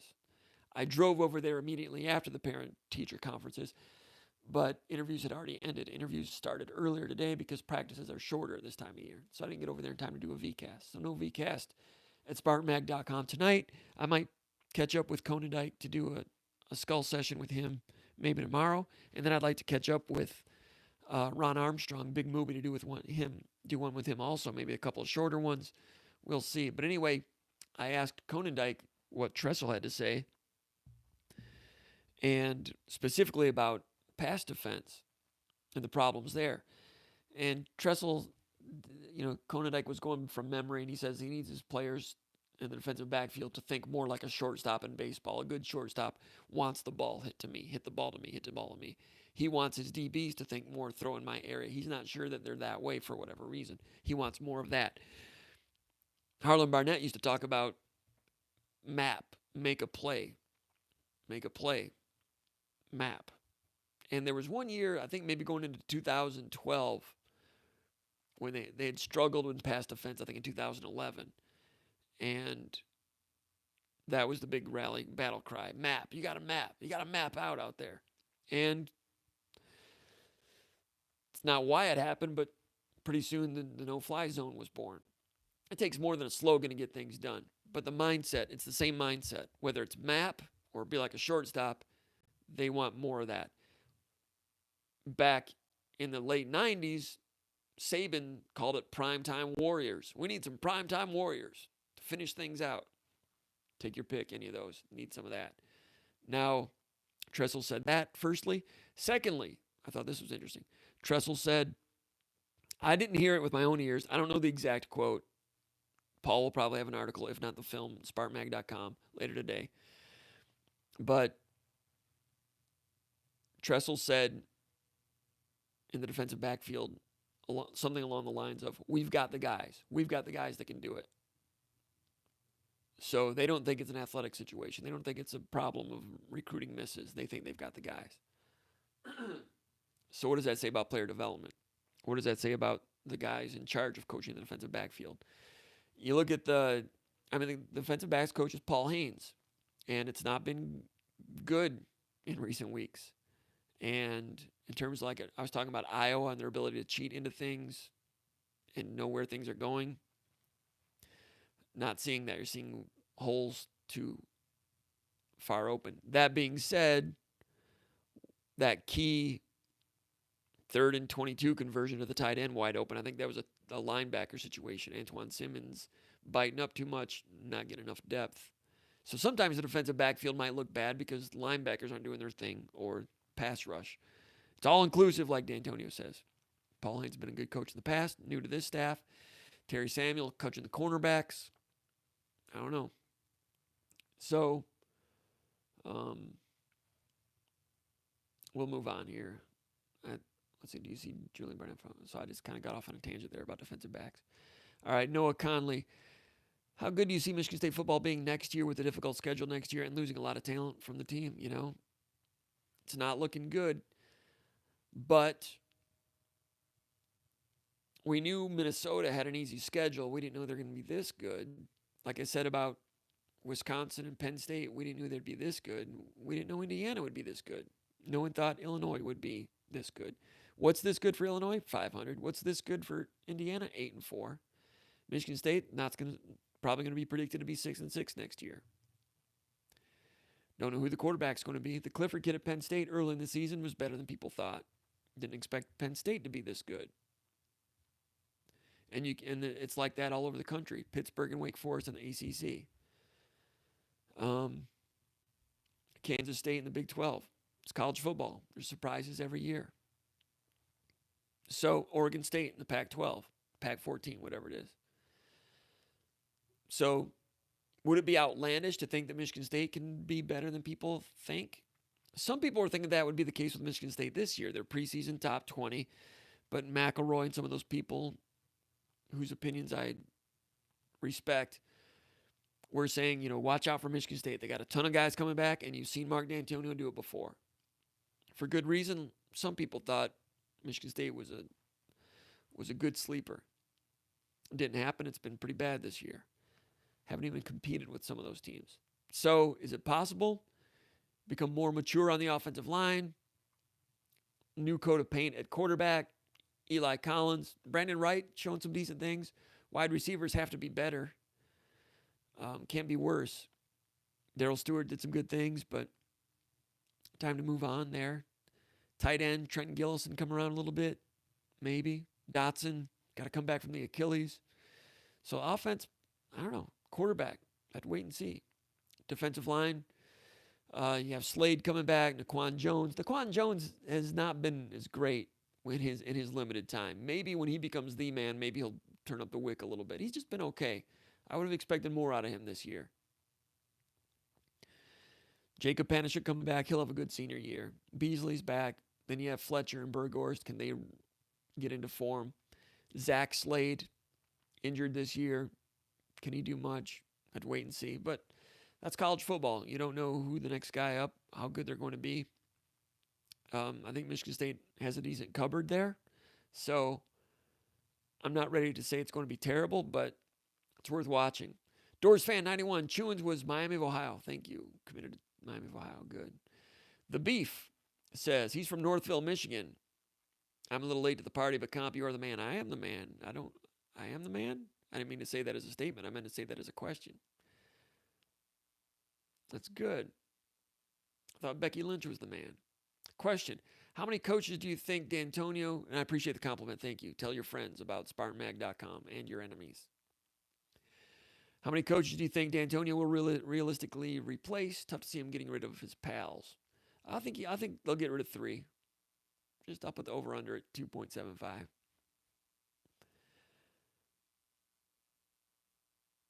Stephen Novak retracted a message. Old Tuck seems to suddenly be a logjam of 4s with Bingham, Kithier. Talking basketball now. Bingham, Kithier, Hall, Henry, Brown. Well, Henry and Brown are not 4s. Who do you think gets squeezed out of minutes eventually? They all bring value in a different way. Great question. And if Hauser becomes eligible, I think Bingham maybe. Bingham's going to be good someday, but does he become just like an Edong Ebok guy that plays against some teams but not against others? Kithier, I think, is useful starting. Does he finish? I don't know. But Hall, 17 points against Seton Hall. Malik Hall doing some good things. Malik Hall moving well, lateral movement, athletically, elevates quickly. But the lateral movement on defense gives him the tools to be just a fine defender. And allows him to have a chance to do good things in ball screen defense as he learns it. Allows him to switch onto it too if they're switching everybody at the end of the game. You don't want him guarding a shooting guard for 40 minutes, but in the last 90 seconds of a game, when it's more solvent to switch everybody, he can do it for a few times because he can move his feet laterally. Athletic. He's got to learn some things away from the ball. I mentioned this on the VCast last night after the game. There were some things in the Seton Hall game when Malik Hall took little vacations mentally, like, okay, the pass is over there, and then you stand up for a second, then you get beat. That's all it takes. Or then you don't get a body on somebody to box out. Back cuts. Those things he will improve on. Kithier makes no mistakes. He takes no vacations, and that's one reason he's playing a lot and doing an effective job. But I think Hall will start to play more. I think he'll take some minutes from Bingham, from Kithier, maybe 2 or 3 from each. We talked about this on the VCast last night. I think Gabe Brown's got to play a little bit more. Rocket Watts, great future, doing some good things. But there was one game, the Kentucky game, I think Watts played 25 minutes and Brown played 15. I don't think you can have that. I don't think that's healthy. I think they need to both be around 20 or similar. Just my observation. Putin Sug says, should Marc Dantonio consider a coach in waiting, maybe Chad Morris?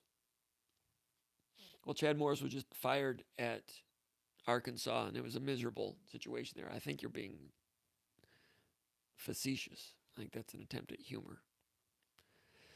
Coach in waiting, Purdue did that famously with Matt Painter, and it's worked out great. He came in from the Salukis, right? He's at Southern Illinois.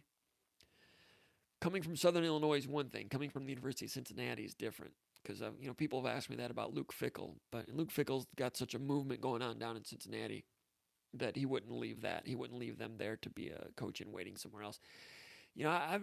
Has there ever been a coach in waiting in major college football? A lot of people thought Bud Foster should have gotten that tag at Virginia Tech once upon a time. Maybe he should have.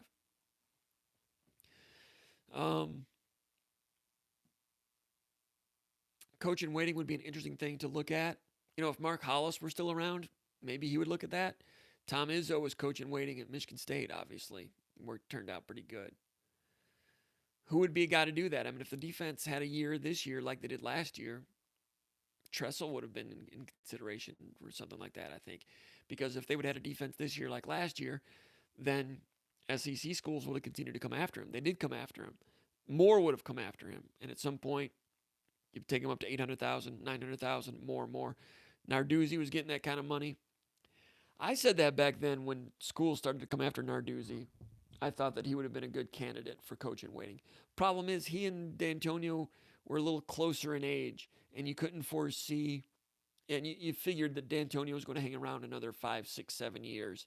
So the timing wasn't quite right to name Narduzzi head coach in waiting. I think that would have been a good thing to do if the timing had worked out better. I don't hate the idea. I just can't think of anyone right now that would be a good candidate for that. Doors Fan 91. Coaches who need to go, in my opinion, Bowman, Haynes, Treadwell. All right. Jesse Adams. Why doesn't MSU go after more grad transfers and junior college guys when a lot of other schools are doing it and having success? JUCOs are hard to get in the Big Ten Conference. The admission requirements are different for the Big Ten, and I'm not sure what those requirements are. I don't know if you need to be graduated by January or what it is, but it's more difficult. So you're not seeing a lot of that in the Big Ten. Grad transfers, they got the kid from Western Michigan. You might see a little more of that. I know Dantonio doesn't change his ways on a lot of things a lot, but maybe this is the time to do that. Maybe the time to do that was last offseason because of the hole in the program from the 2016 class.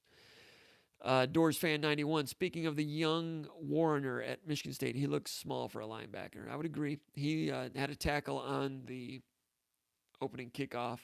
His dad coaching for the Wolverines on the other side got a chance to see his son make a play.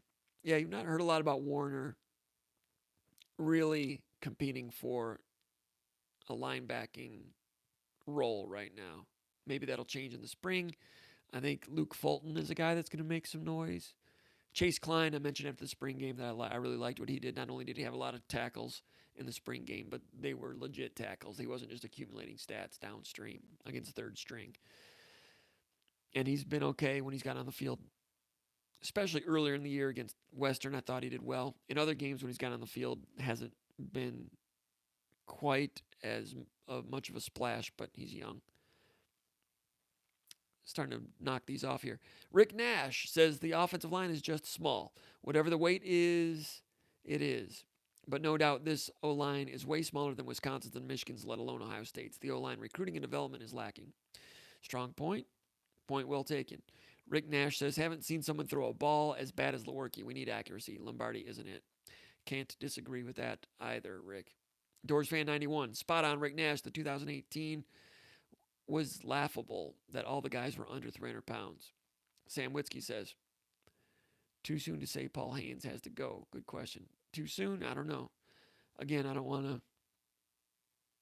speculate a whole lot about that stuff, but defensive backs coverage has been a disappointment this year. No question about that. Kurt313, do you expect State to hit the transfer portal hard for players this offseason? We've been through that a little bit. I think maybe a little bit. And remember, transfer portals a lot of times are guys that have not graduated, so they're not eligible right away. Grad transfers is a different thing. Coach in waiting in major college football, Jimbo Fisher for Bobby Bowden at Florida State. I don't think he was. Jimbo Fisher was on Saban's staff as an offensive coordinator. Bowden had, what was that guy's name? Mickey something or other, defensive coordinator for years. His best offensive coordinator was Marc Richt, who left for Georgia for a long time. Doors fan 91. Remember, Muschamp was coach in waiting for Mac Brown. And then, Muschamp ended up at Florida, didn't go so well. I didn't know that was the case, that Muschamp was coach in waiting, because he was with Saban too. All right. Doors fan Mike Hopkins, coach in waiting for Jim Boeheim, but now at Washington and recruiting very well. They are doing some good recruiting at Washington, and they recruit very similar to the way that they recruit at Syracuse. Hence, Isaiah Stewart. All right, we got to wrap some of this stuff up. Let's see what we have here. I want to go through some of these questions because people took time to post some of these questions. I'm repeating myself on that. MSU Dude asking about coaching vacancies. We've been through that. Sherlock did his thing. 428 Grove Street out of Elmhurst, Illinois. What facilities need the biggest upgrades? What Michigan State facilities? I don't know. I know that Dantonio went and checked out Clemson, and Clemson just has crazy facilities. I mean, Clemson has putt-putt course, wiffle ball field. I don't know, roller rink. I don't think they have a roller rink, but I don't think Michigan State needs to do that. But they're just seeing what other people are seeing when they go out to visit. At Oregon, they've got the Ferrari leather seats in the meeting rooms. LSU has those locker stalls from Star Wars or something. When I see those things, and maybe it does help with recruits, I don't know. But, I mean, if I were a senior and it were my last year and they're trotting in those seats at LSU and I'm leaving, and if I'm not making the NFL, or even if I am making the NFL, I'm like, why are we spending so much money on this crap? Why don't you just pay me as a player? Now, they're probably paying him some already to begin with. Why aren't they paying me more? So these college programs, especially these places like Clemson and LSU that only have 14 varsity sports. Michigan State's got, 23? The Big Ten, you're supposed to have at least 23. They want you to. Ohio State's got 40. Those are expensive. I'm not advocating this at all, but get rid of swimming, men's swimming, soccer. There's no soccer in the SEC. They don't play soccer. They should, probably, but they need that money for the putt-putt course. I mean, when I see the money that they've got from the SEC network and the Big Ten network, and they're building these things, to me, it's just an advertisement saying we got to pay the players because we got all this money. We got to do something with it. In the SEC, they put a lot of that money into the baseball facilities, which are amazing now. I don't know. It's just the more they're putting into those facilities, the more of a raw deal I think the players are getting. And I've never been like a big pay the player guy, but I'm not. But horses out of the barn on that stuff. Jambo81 from Ira Township, Michigan. That's on the north shore of Lake St. Clair over by Anchor Bay. Ira Township, Michigan. He says, have you ever seen a team get hit with injuries as much as Michigan State has in 2 consecutive seasons? No one likes to blame injuries, but the Free Press listed 10 MSU players out last week and only 1 from Michigan. Chris Fry, the former Michigan State linebacker, had an interesting tweet about that a couple of days ago when I think that list was mentioned on Twitter, and Fry retweeted it and said, why does this happen every single year? Some frustration there. from Chris Fry, who is property of my Hamilton Tiger Cats. And I agree with what Fry was saying about that, and I agree with what Jambo81 says. No, I have not seen that happen. And like I said, we talked about injuries all last year, and I know there's injury fatigue talk. Haven't talked about it much this year, but that's been an impact on what's happened on the offense, in addition to the opposition. That being said, they should still be as competitive as Iowa was against Penn State, Michigan, Wisconsin. The Wisconsin thing the week after the Ohio State game, you get extenuating circumstances like that. And I tell you what, people, also, Dantonio was worried about that sandwich bye situation. Bye week, game, bye week, playing one game in 25 days. In the middle of a losing streak. That just exacerbated the problem. He thought it was a problem coming into the year. He had never coached on a team that had done that. He didn't think anyone else in the country had a schedule like that. So there's nothing in the winner's manual to tell you how to handle bye week, game, bye week, especially when you're playing Ohio State, Wisconsin bye week, Penn State bye week. Then you come out against Illinois, looked pretty good for a while, right? Looked good in the first half. But Michigan State had trouble finishing that game, right? By any chance, did they have trouble finishing against Illinois because they were just out of a rhythm? They hadn't played a fourth quarter but once in 25 days. Is that a factor? I can't dismiss it as a factor. Still should beat Illinois, I understand that. But are they close to being 6-4 right now? 6-4 is not great enough. With that schedule, maybe. It's not great, but you finish 8-4, you're 8-4. Schedule didn't do them any favors. It's a tough schedule, but then that garbage and the injuries. I'm not trying to make excuses. I'm just trying to get a handle on where they are and how close they are to being an 8-4 team. And if you're an 8-4 team, you can cycle up and win 10 or 11 and compete for something once in a while. So I'm asking these questions to myself. What impact does that have? Because we all know what happened in 2012 when Michigan State was bad. Well, they were 500. But below that, something good was building. And you can use the potato analogy. Harbaugh used the potato analogy yesterday at the press conference, saying that, how they've come up and been a good team. He says, when you plant a potato, you can't just all of a sudden turn it into a potato salad. There's a process.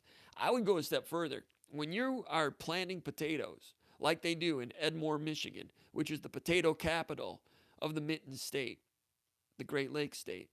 When you're planting potatoes,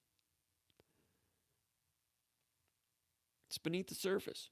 You got some great stuff going on down there. You got potatoes, man. They're growing down there. But you would never know because you're just looking at dirt, right? I think that's how they plant potatoes. Carrots will come up a little bit. But you don't know what's going on beneath the surface. In 2012, we didn't know how good things were going beneath the surface. And in 2013, harvested Rose Bowl. And then, 14 and 15. Even the year they went 6-7 and lost the Alamo Bowl to Texas Tech, the Rather Hall year, you didn't know what was going on beneath the surface that manifested itself in, a 9-win season, a 10-win season with Kirk Cousins as a junior and a senior. So I'm trying to see if there's anything going on in the dirt. Got any good potatoes going on down there?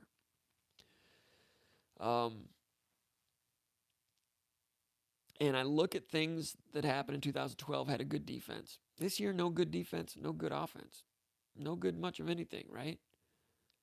Injured offensive line. Quarterback went haywire. Schedule tough. Bye week didn't help. Blew a couple fourth down plays. Are they close to being 8-4? Still close. Is that good enough? Year after year after year of being close enough is not going to get it done. So Dantonio's back. Next year, this year if they go 5-7, don't make a bowl game, and next year they go 6-6, then yeah, all the chips are in the table. Then you're getting a situation like Muddy Waters and George Perlis in 1994. And he's willing to make that bet. Next year, The president will have been around longer. I don't know what's going on with the board of trustees, man. From what I hear, what's going on there, they got, aside from football, they got things going on there. I don't know.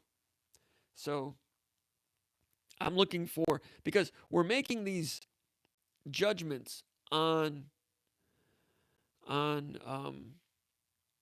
college football teams and coaches based on so few games, based on 9 conference games.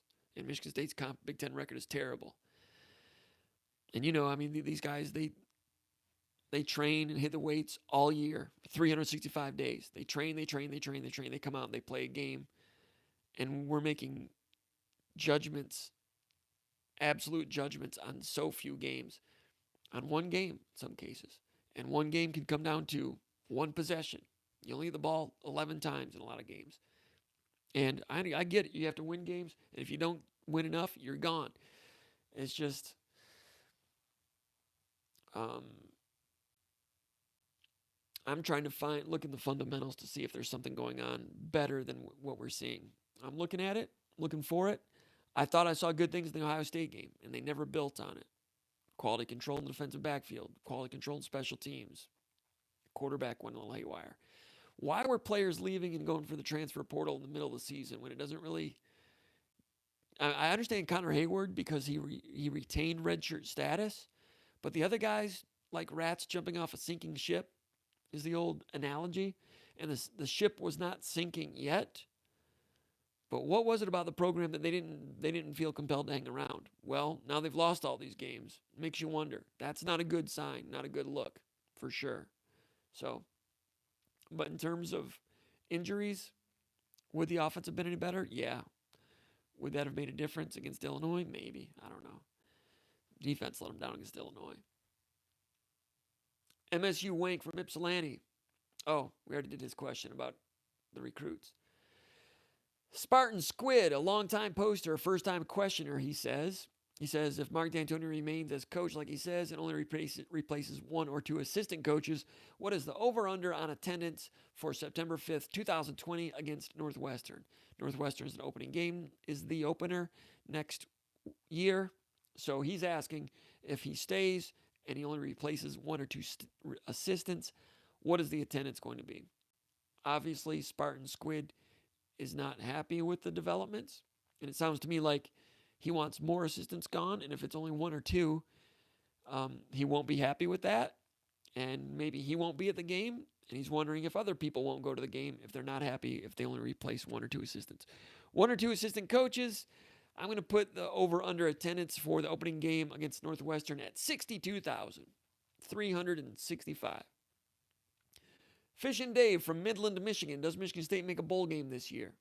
Does Michigan State make a bowl game this year? Yes. Question number 8, GPO. It reminds me a little bit. I will see. I mean, they've got to beat Maryland. And they, last year they barely beat Rutgers. But the front-loaded, well, I'm not going to complete that thought. GPO says, Comp, in your opinion, which areas of the team have been the biggest declines in quality control this year? I'd say defensive backfield with pass defense. The 4th and 13 against Arizona State, which involved linebackers also, and the winning touchdown against Illinois. David Dowell took his eye off the receiver in man-to-man. Inexplicable. Stuff like that. That's quality control. Quality control means if you're screwing it up and you screw it up again, then someone else is taking your starting position. That's the way Izzo runs it. People are not losing their starting positions in some of these cases. Special teams quality control. The blocked punt against Michigan. The blocked field goal against Penn State. Who was that? Was that Khalifa? I can't remember. Quality control. Even missing field goals against Arizona State. Is that quality control? Probably not. Spefton from East Lansing, Michigan. Comp, you've referenced a decline in quality control this season. Who specifically is the most responsible for this? Coordinator, position coach, head coach, or a quality control specialist? If all of them, who bears the most responsibility? Great question. And that's a big question for this team, and that's exactly what Dantonio is looking into in so many words.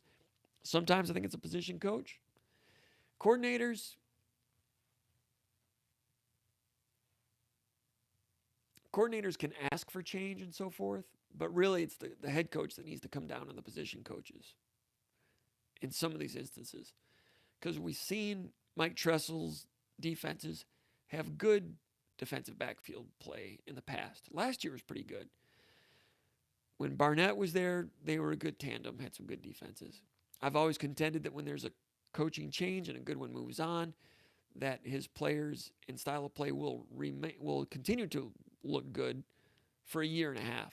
It's that second year when things start to deteriorate. Saw that after Nick Saban left. Defense was pretty good for a year, and then it slowly started to do this. So is that happening in the defensive backfield now that Barnett's been gone for a year and a half? I'm wondering that myself. I don't discount that possibility. As a matter of fact, I subscribe to it. So, Dantonio was part of that too, because he hired those coaches. So we'll see. And let's see, I've got a battery situation. One more question here. Alex from Los Angeles, how many new assistants do I expect? I'm going to say 3. Bad Blake from Metamora, Michigan. He's talking about freshman Adam Burgorst. Is he a tight end or a defensive end? I think defensive end. Good enough to be a tight end. They need both, so that's going to be interesting in the spring. He asks about Trayvon Morgan. Is he a tight end? I think he's a wide receiver, but I've not seen him run. He was a little bit injury prone in high school. Big wide receiver. Redshirting this year. Has not been on the practice field at all. I've seen him walk around in the hallways, and he is the biggest wide receiver I have ever seen in my life. And he wears it well. I mean, he's big and thick, but he's not like George Foreman fat or anything. He's not like bad weight. But I have to wait to see what it looks like when he runs. Can he run like a wide receiver and gain separation? We'll have to wait and see. But he's the biggest wide receiver I've seen. And Bad Blake from Metamora, Michigan asks, any buzz on Spencer Brown's development? Spencer Brown from Walled Lake was a 4-star offensive lineman. No, I've not heard a thing. And I kind of predicted that. You have true freshmen, Samac, Duplain, Dobbs on the field, Spencer Brown not on the field. When I looked at him in high school, good build, good eye test guy. I thought he was a straight line athlete. Not been the corner defensive end. And his lateral movement at offensive tackle didn't look very good as a sophomore, junior. A little bit better as a senior, but had a ways to go. Had a lot to learn. I'm not surprised that it's taking him some time.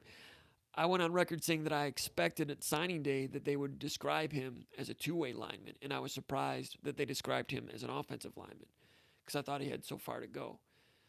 I'm not closing the door on him, but I'm not surprised that he's not been mentioned much. With his size, if he doesn't have the lateral movement, can he move in and be a Joel Heath type of defensive tackle? I think so. I thought that when he was in high school. No coach has said that, so that's just me talking. I don't know.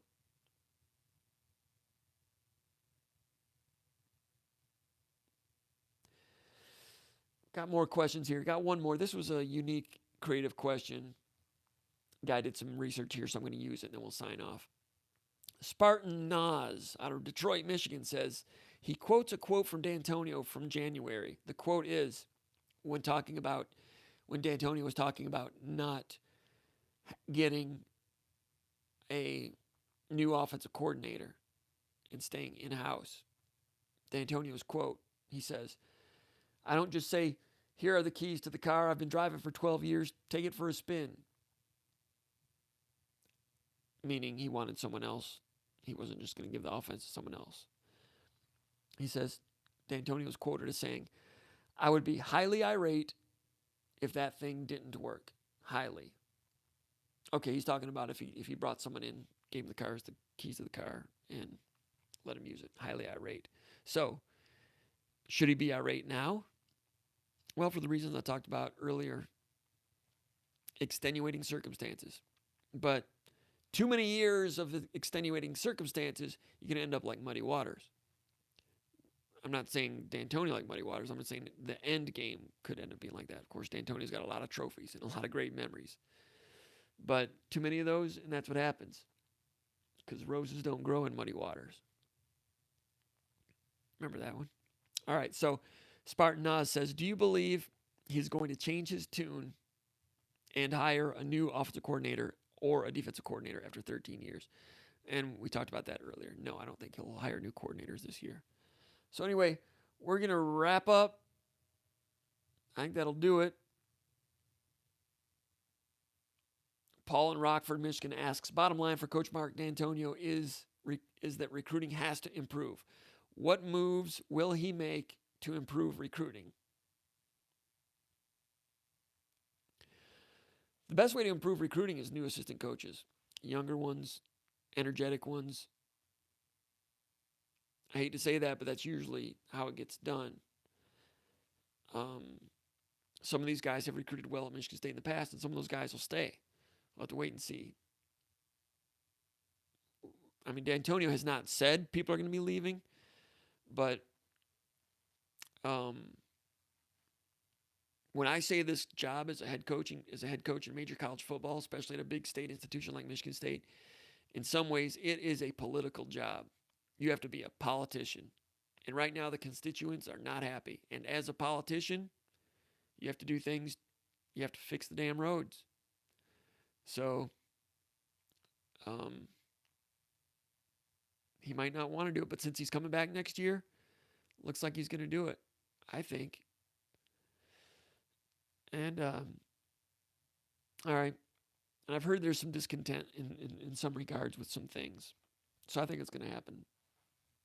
3, maybe 1 retires and 2 get replaced, maybe. It's kind of reckless for me to say that, but this is basically talk radio, and we're reckless. Sparty from Pawleys Island, South Carolina asks, will Cole Chewins or Kevin Jarvis ever play again? Man, Cole Chewins, I feel bad about him because he's been on the cusp for a long time. Academic All-American 2 times. 2 games left. It's not looking like it. I know he was close in late September. It hasn't happened. Jarvis was supposed to be back around right now. Dantonio said prior to the Illinois game that they would be getting some offensive linemen back soon. Jarvis has not redshirted yet. How many games did he play? 2? Maybe they're just going to play him 4 and go for a redshirt again. I don't know. Molson44 says, does the football team actually practice? Smart aleck. Does the football team actually practice? If so, what do they practice on? Molson44. They practice on hope and inspiration and that avatar of yours. It's a nice avatar. Go to SpartanMag.com and check out Molson44's avatar. My name is Jim Comparoni. You've been watching the VCast. This is not the VCast. This is the SpartanMag Live Mailbag podcast. Appreciate it. Go check out SpartanMag.com. All the maggers. Appreciate all your support. Give us a thumbs up. Say that you like this podcast. And subscribe if you haven't already. And we'll see you. We'll be covering that Rutgers game this weekend. Jim Comparoni, SpartanMag.com. Have a great evening.